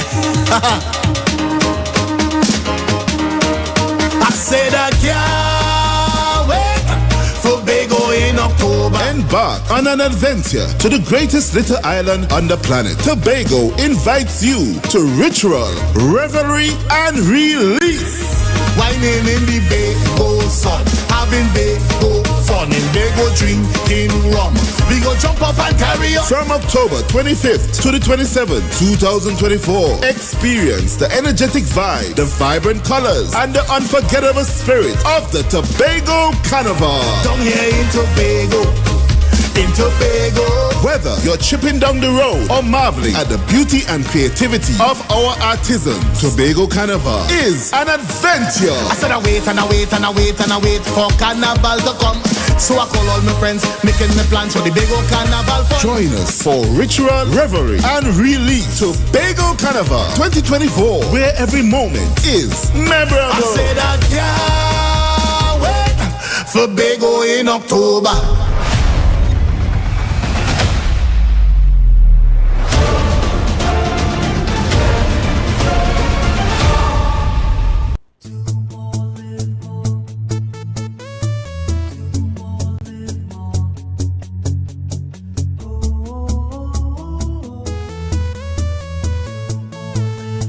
This is how it's gonna go. They better look up and look, cause this is your show. And everybody's gonna know. Say it to them once again. They better look up and look. This is your show. And everybody's gonna know. That's how it's gonna go. They better look up below, cause this is your show.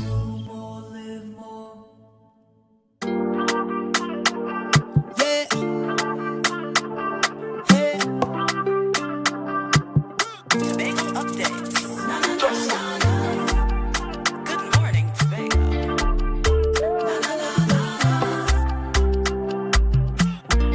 Let's go. It's a brand new morning. Rise up to a brand new dawning. As the passion start to rise, the energy fill the skies. I say thanks your favor. So wake up and hear me neighbor. 60,000 people strong, and the vibes is Good morning, and welcome back to Good Morning Tobago right here on Tobago Updates. This morning we are continuing our post-budget discourse. And to have that conversation with me this morning, I have the privilege of chatting with the Chief Technical Advisor at the Division of Finance, Trade and the Economy, Mr. Anselm Richards. Good morning and welcome. Good morning. Thanks for having me. Good morning, Tobago. Good morning, wherever you are. No problem now.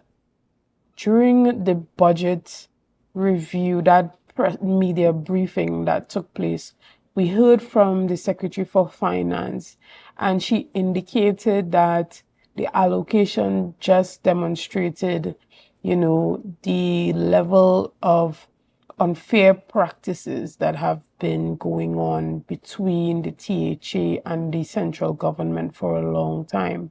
Now, this is after a presentation that she made in the House and indicating that in the past, when Tobago has suffered from a number of natural disasters, it still has not been given its fair share. She used the word, fiscal wickedness in high places with yes. this allocation. And some persons were, not happy about what was said, but others, their eyes were open in regards to what some may deem as being unfair in equitable share of the national budget. From your perspective and from where you sit as technical advisor, you requested 5.8% of the national budget this year, and you were given 4.3. Tell us about what went into the ask and why you think that Tobago truly deserved more. Right. So, and what we need to understand is the methodology for the allocation of the resources between Trinidad and Tobago. And the framework that was approved by the Parliament of the Republic of Trinidad is the DRC framework. The DRC framework in 2000 when it was published, and when the DRC reported on the claim by the Assembly that we were not getting a fair share of the national budget, reported that Tobago should get between 4.03% and 6.9%. But we need to understand the thinking and the circumstances that inform the 4.03%. At the time in 2000, Tobago population as a share of the national population was 4.03% of the national population. And if you go to the Act, the THA Act, there are a number of conditions that the Act states that the central government must, or the Parliament, as a matter of fact, should give consideration to when it is making an allocation to the Tobago Assembly for the operation of the business of Tobago in any fiscal year. And those things speak to the absence of the multiplier effect, the removal of Tobago from the center of economic activity, the lack of educational opportunity, and a host of things are listed in the law because they recognize that Tobago was starting from a place of disadvantage. And therefore, if we have to catch up, those disadvantageous conditions has to be funded. So they gave the range from 4.03% to 6.9% was the space for the government of Trinidad to make additional allocation on the 4.03%, which is the minimum share Tobago should have, and which we have been getting for the last 24 years to deal with those conditions. What has happened since, and we have done the research since we have been in office, is that the Tobago population has grown to 5.1% of the national population.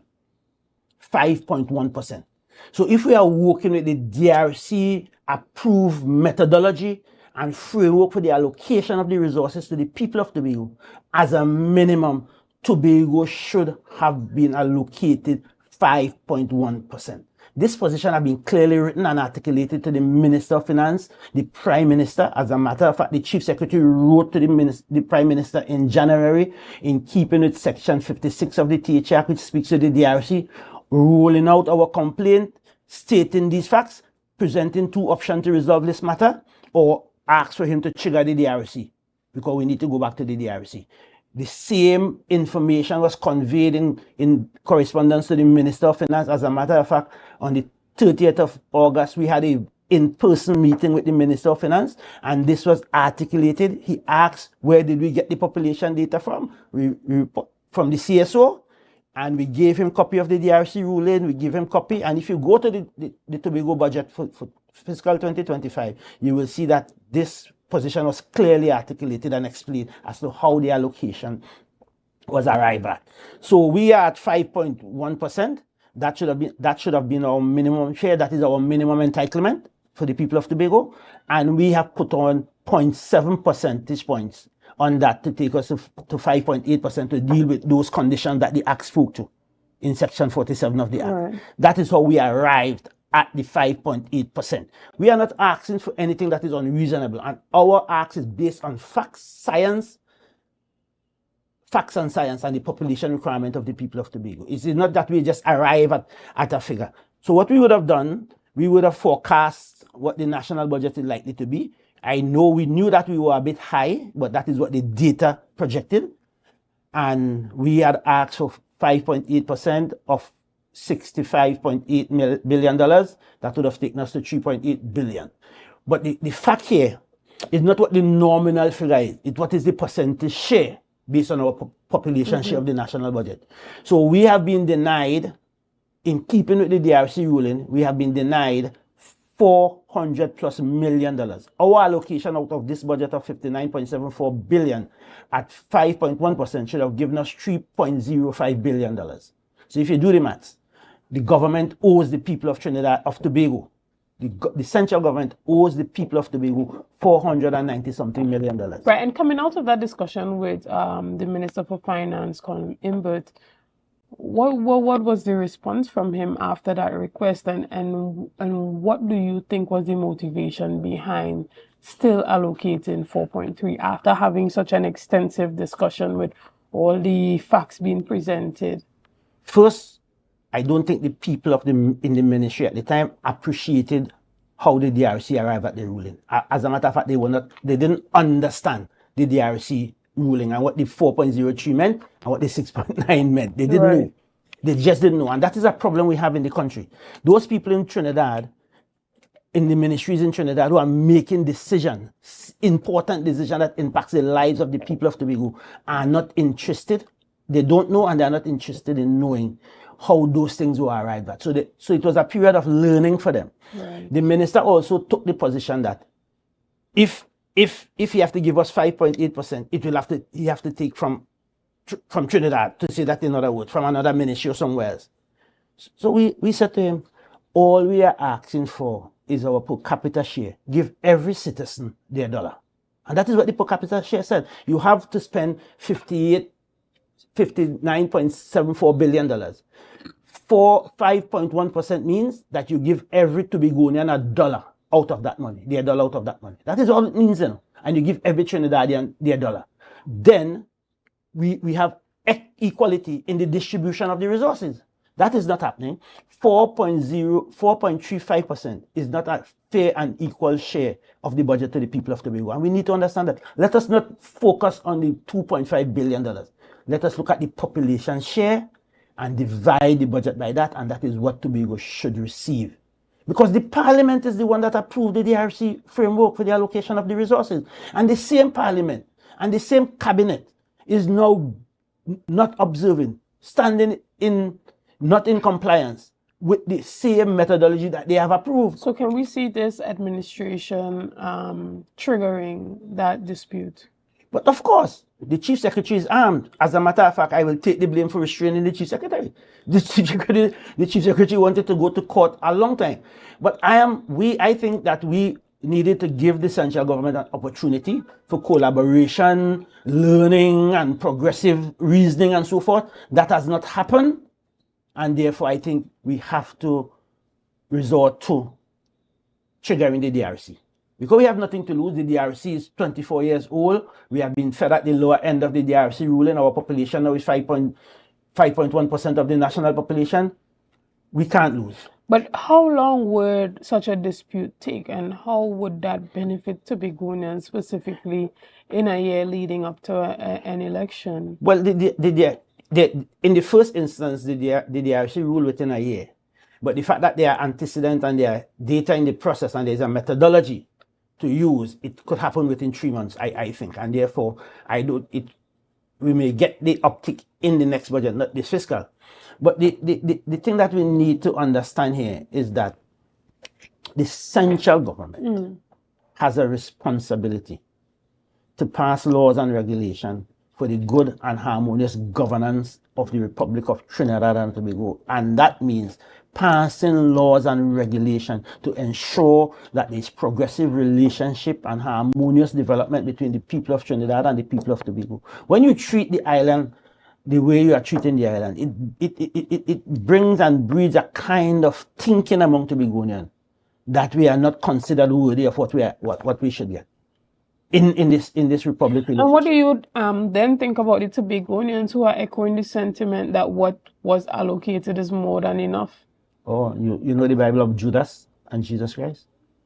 You know the story in the Bible that was sold for 30 pieces of silver? I know the story. You have read about the slave trade and Africans who holding Africans and sell them to the Europeans and so forth? Yes, I did. All right. I will leave the response to that in that right there. Yeah. I say no more. Right. And so there is the conversation also saying, it's not a matter of not being, well, this is a political argument. I must first say that we have heard the leader of the Tobago P&M Council, Ansel Dennis, saying that, and the minority leader saying that it's not a matter of a financial allocation, but a matter of mismanagement. How do you respond to that? The PNM in Tobago, who have mismanaged this island for 24 years, is speaking about mismanagement. This administration came in, and when we did the assessment, we inherited $1 billion in liabilities. We still owe contractors that they hired without identifying the sources of funds to pay them $450 million. And their party in central government in Trinidad is not helping the cause. They are not providing the resources, right? They have borrowed $164 point something million in bond finances and spent all of that in 2 months before the 2021 election, and leave us with a liability to pay in 2027 of $165 million in a bullet payment to the investors in that bond financing. This administration, the current central government administration, have denied the people of Tobago $166.4 million between 2017 and 2023, fiscal 2023, by adjusting and suspending that amount of the parliamentary allocation to the Tobago House of Assembly. And these people who are purporting that they're interested in Tobago's interest and Tobago's development and representing the people of Tobago and standing in Scarborough and saying that it's not about the allocation, it's about mismanagement. If we are entitled to $5, give us our $5. Let me tell you something. A people right to self-determination have gone to the extreme, if you go to the international literature, that the people have a right to mismanage themselves. So not because for the offense field we can't manage them, mean that they will take our money. The participants have an authority to manage. We will determine our destiny. And that gives you within that margin of determination even the right to mismanage yourself. So it is not Port of Spain to sit in Port of Spain and adjudicate that Scarborough can't manage itself, so we'll keep back some of the money down here and come and spend it for them. Like they want to spend $56 million to renovate the Magdalena Hotel, and they give us $205 million. That is over 30% of our whole development budget. How do you reconcile those things and you talk about mismanagement? Right, and we see a situation where there are single item projects like the Hilton Hotel. Hilton Hotel, $400 million. 200% time what they have given us to develop the infrastructure across the entire island of Tobago, to deal with schools, to deal with hospital, to deal with health centers, to deal with playing field. You understand? To deal with our infrastructure that was damaged badly by the inclement weather in 2022, when the north side road infrastructure went, right? And more than that, we are putting the data together. We understand that there have been some insurance payout for those damage to our infrastructure that came to the central government and were not sent to Tobago from the Caribbean insurance framework that we are part of. Just like with Beryl, and I know the Secretary of Finance would have mentioned that, we supposed to receive $378,000 US in payout for the damage Tobago suffered from Hurricane Beryl. The Minister of Finance told us on the 30th of August in that meeting that he's not giving us the money because it's the central government that pays the premium. You know what that is like? You are living upstairs. Your son is living downstairs in your house. You are paying an insurance premium. Your son got flooded out. His appliances are damaged. The insurance pay, and you keep the money and tell your son, you're not getting no money downstairs for the damage you have suffered because I am paying the insurance. That is what they are doing, That is what these people are doing. And Tobagonian needs to understand what is happening. And Tobagonian needs to be educated. We need to have the facts check. We need to have the false narrative upended, and we need to speak true to the people of Tobago. And that has So not been happening. how do you then have a situation, or what are you saying to the members of parliament that represent Tobago? Or not even that represent Tobago, the Tobagonians who sit in the parliament, who are colleagues of the minister, who is saying, we are not giving Tobago this money because we are paying this premium. How do you speak to them on their job to advocate on behalf of Tobago? If you understand the history of the colonial outfit that is the PNM, you don't represent your constituency, you represent the position of the party. The minute you divert from the position of the party, you are out. That is the history. Let us not fool ourselves. So they cannot go, none of them, not Shamfa Kodjo, not Anna Westeroy, not Hislop, not even Ansel Dennis, could go to the PNM General Council or the Prime Minister or the Minister of Finance and tell them that they are not treating Tobago and Tobagonians fairly. They can't do that. That is not the culture of the organization of which they are part. That is not the culture. All right, well, we're going to take a quick break right here, and we're going to be back right after this. See you soon. It's a brand new morning, rise up to a brand new dawning. As the passion start to rise, the energy fill the skies. I say, thanks for favor. Don't tell me about work I out on the road today. Don't tell me about work I out on the road today.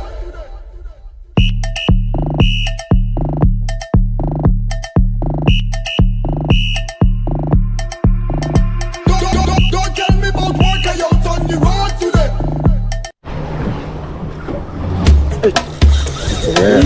Go in. You have to stop it. You have to stop it. Welcome to my kitchen, guys. You have to stop it again.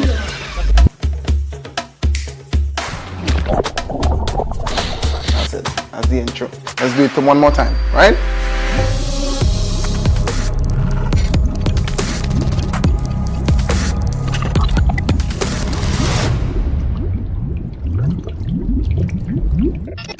So guys, there are some new developments in housing in Tobago. So it's goat racing time. This is 116, the show that keeps you in the know with all things Tobago House of Assembly. Each week, 116 delivers a fun and engaging overview of the latest developments, achievements, activities, and events of our dynamic assembly. So join me. Let's dive into the Tobago House of Assembly's Week in Review right here on 116.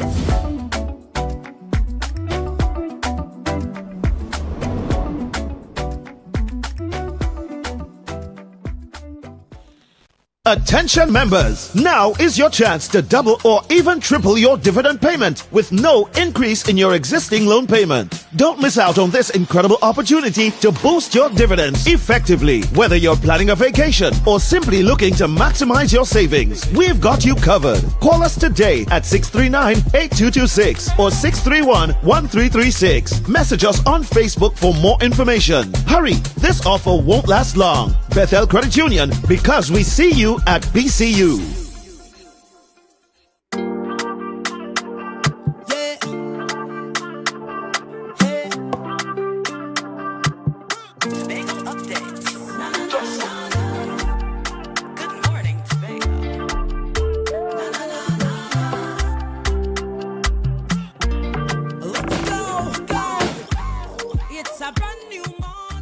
Good morning, and welcome back to Good Morning Tobago right here on Tobago Updates. Now we continue this interesting conversation on Tobago's allocation in the 2024-2025 fiscal budget, what Tobago has gotten and what Tobago truly deserves. And we've been having that conversation with a technical advisor for the Division of Finance, Trade and the Economy, Mr. Anselm Richards. Good morning and welcome back, sir. Now, before we went off to the break, things were heating up a bit. You were talking about the fact that the representatives from Tobago in the parliament are not going against the grain of their party. And hence the reason Tobago barely, or if not doesn't have true representation at the parliamentary level in Trinidad. All right, then we do the facts check. I'm just deal with figures. Ms. Kodjo and Ms. Webster have been in Parliament for 9 years. Have you ever heard either of these parliamentary representatives stand up in the Parliament and advocate for more for Tobagonians? You just give me one occasion on which that has happened. And you walk the streets of Tobago and ask anybody if they have ever heard any of these representatives stand up in the national parliament during a budget debate, during any debate in the parliament, and ask them more for Tobago. And let me finish. I know it was done when the opposition was in power. No, I'm saying the last 10 years. They were in office for the last 10 years. So I really put it when their party is in power. Okay. And let me give you one example of the lack of representation that we have been suffering in the last 9 years. In December of 2021, on the 23rd of December to be precise, the government passed the TTRA Revenue Authority Bill, the Trinidad and Tobago Revenue Authority Bill, the TTRA bill. That bill that had it took this administration to do a review, and this notwithstanding that the Kelvin Child administration would have sent comments about the bill and how it relates to the Tobago Assembly responsibility for revenue collection under the 5th schedule to the central government, their central government in Trinidad.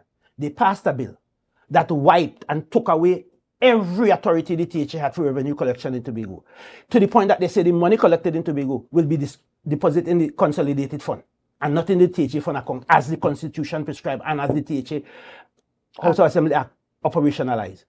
You understand what I'm saying?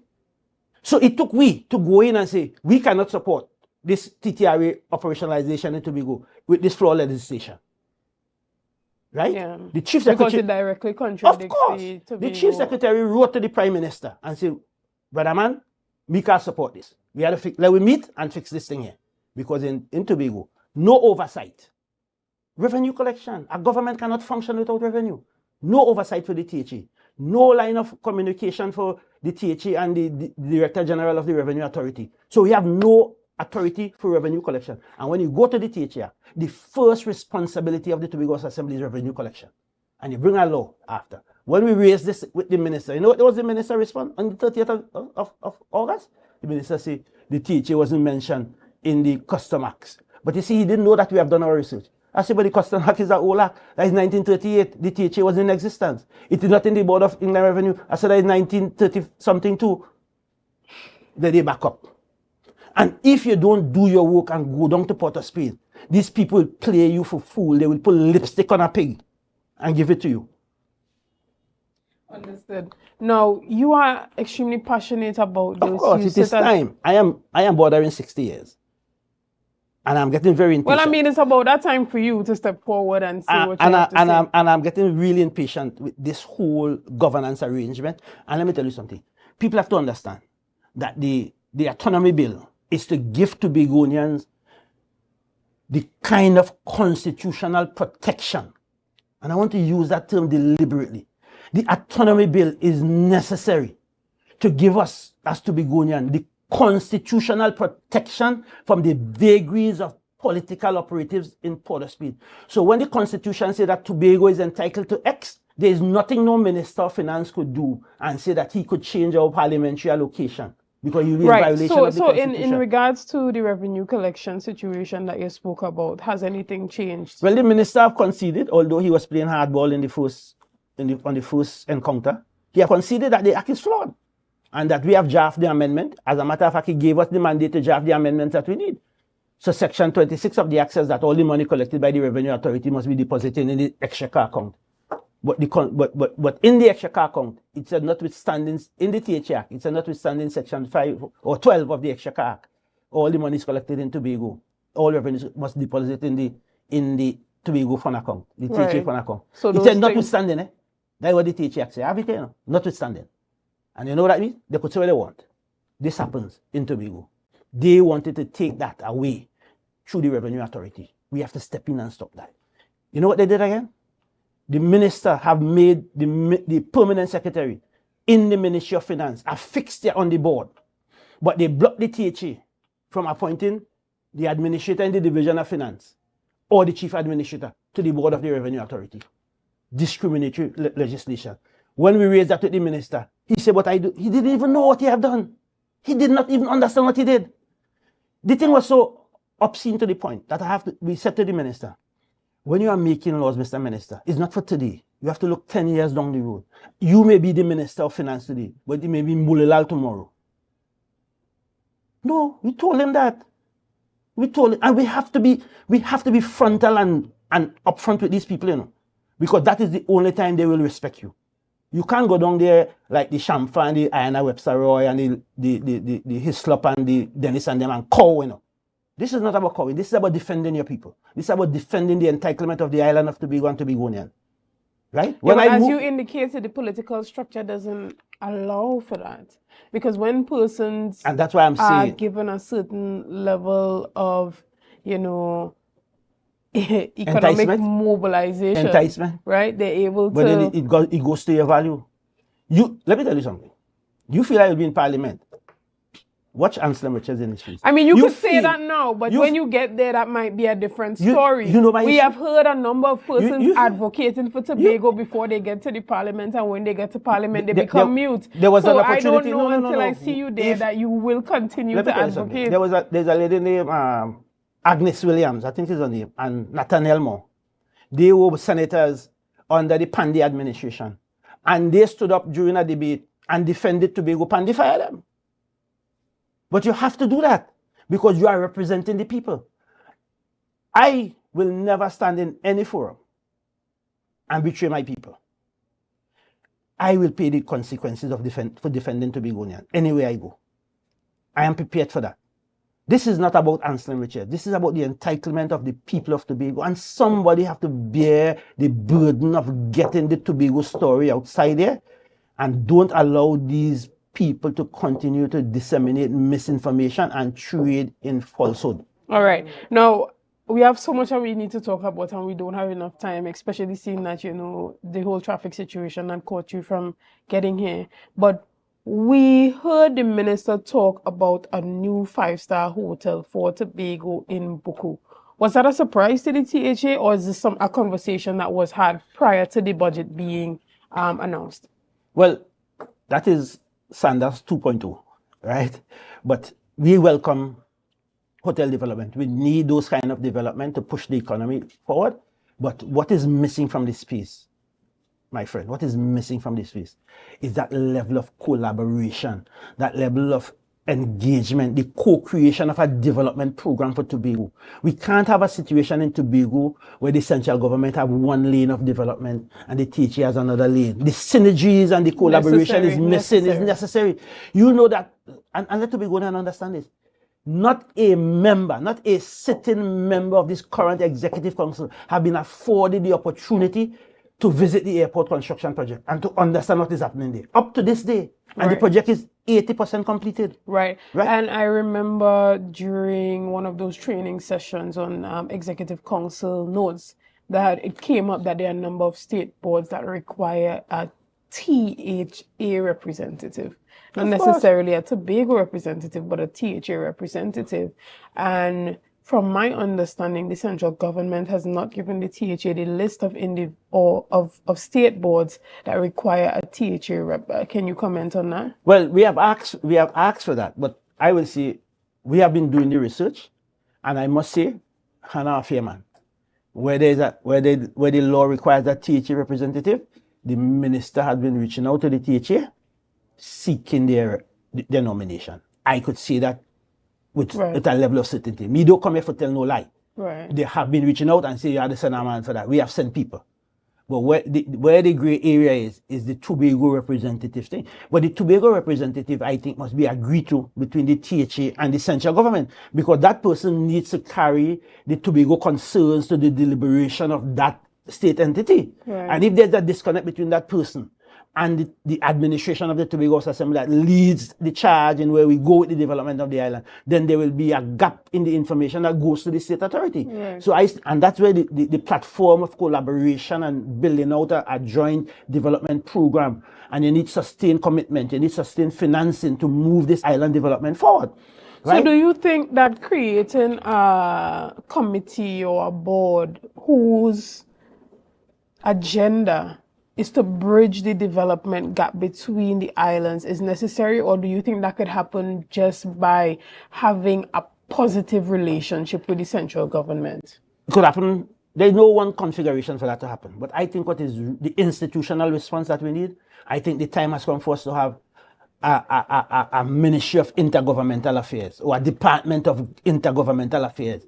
Where it should be housed, I don't know. But you need that body that where the two governments, the central government and the THA as a government, interface and deal with those things and work out those common pathways that affects Tobago and affects Trinidad. But just as we move forward with issues of gender equity and all of these things, we see, and sustainability, we see the world moving towards, whenever legislation is being passed, even at the central government level, that there are interest groups that become a part of the conversation to make sure that the legislation passes the test of being gender equitable, right, and sustainable. So why isn't there a person from Tobago that says, I'm going to make sure that this is also equitable to Tobagonians in the grand scheme of development? But you see, we always allow politics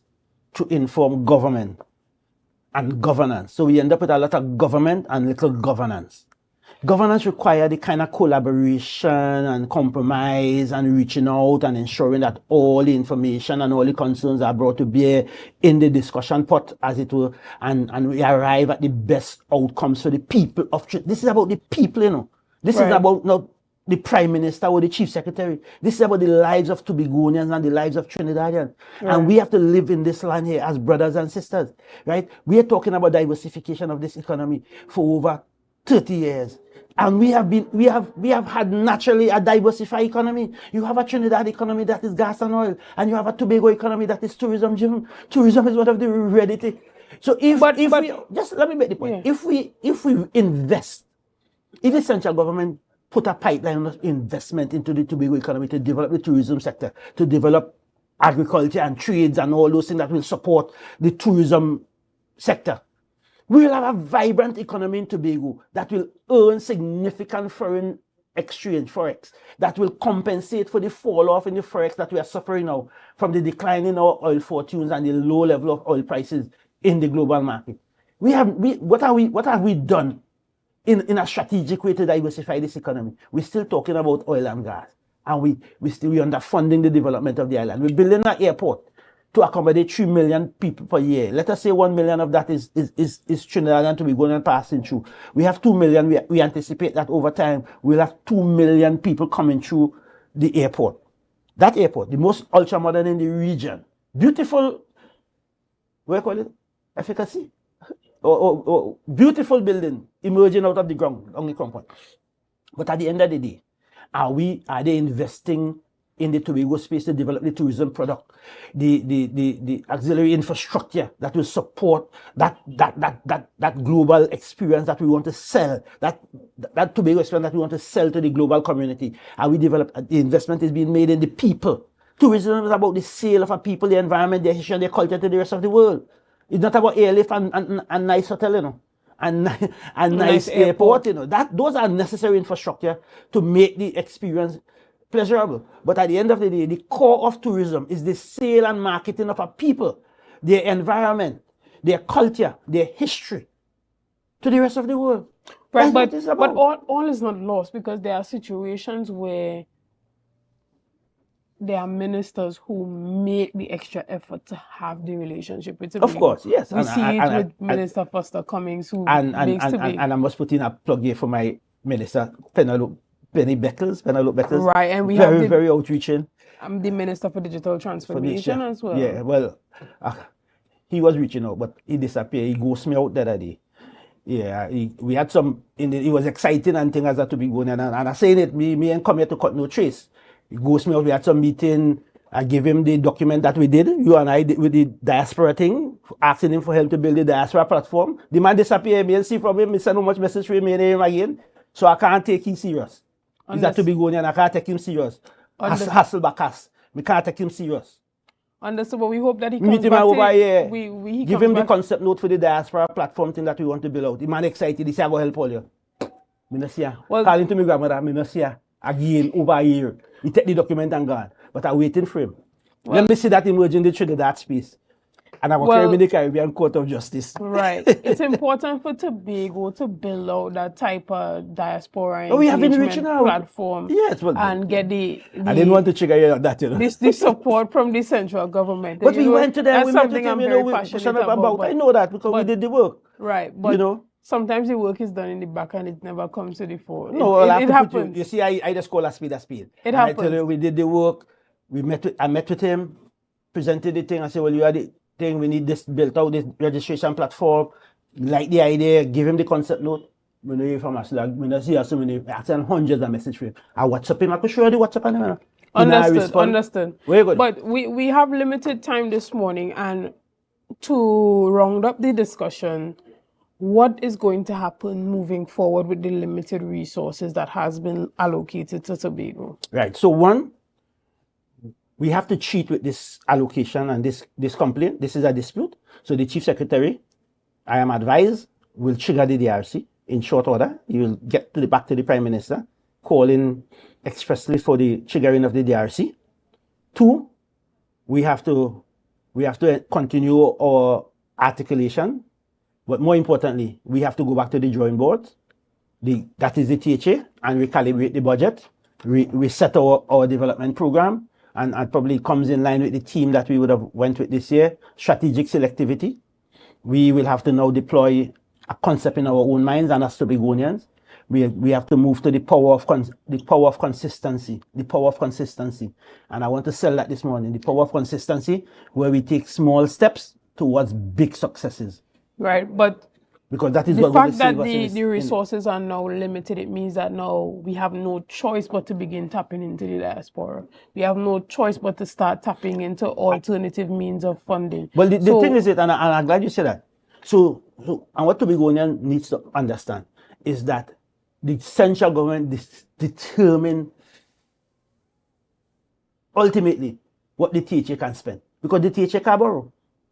And what they are doing, when we get grant funding from the international agencies, they're keeping the money, or they're not giving us the no objection. Let me give you this one. We are about to set up the Tobago Development Fund / the Tobago Investment Fund, because we want to move away from the bank concept, because that brings a lot of legal issues with it. So we have really twisted the name from the Tobago Development Fund to the Tobago Development Fund. We have done the concept note. We have a collaboration with the Caribbean Development Bank, IDB and all. IDB love we have a committee looking at it. The IDB love the thing, saw the relevance of the thing in the Tobago space, because we are looking for funding to uptake the Tobago development. The IDB. You're viewing Tobago Updates Television, your exclusive gateway to Tobago, broadcasting the beauty of this island paradise to the world.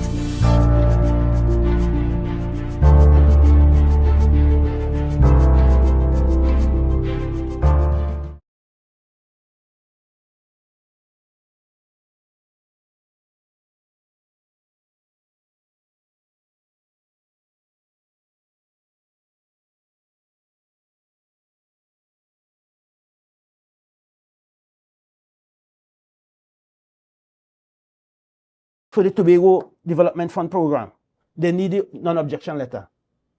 I have the documents in them. The ministry sent it to me and tell me they will do the non-objection letter. Up to today, I have called the minister, me call the PS. Up to today, they have not given us the non-objection letter. So is can't this get a the access. situation where you have to go to the ministry and sit down in the minister's office and have him draft the letter in front of you? They're not supporting the project. Full stop. Port of Spain is not supporting Tobago right to establish an entity. But if you have a written letter saying that we will give you the non-objection letter, what can you now do with that? They call us and say they're doing the non-objection letter. The ministry called me, I am the point person. That's why I could talk with such conviction. You see me now look for no paper, me don't make up lies, you know. That they're going to do the letter for the chief administrator to sign, the non-objection letter.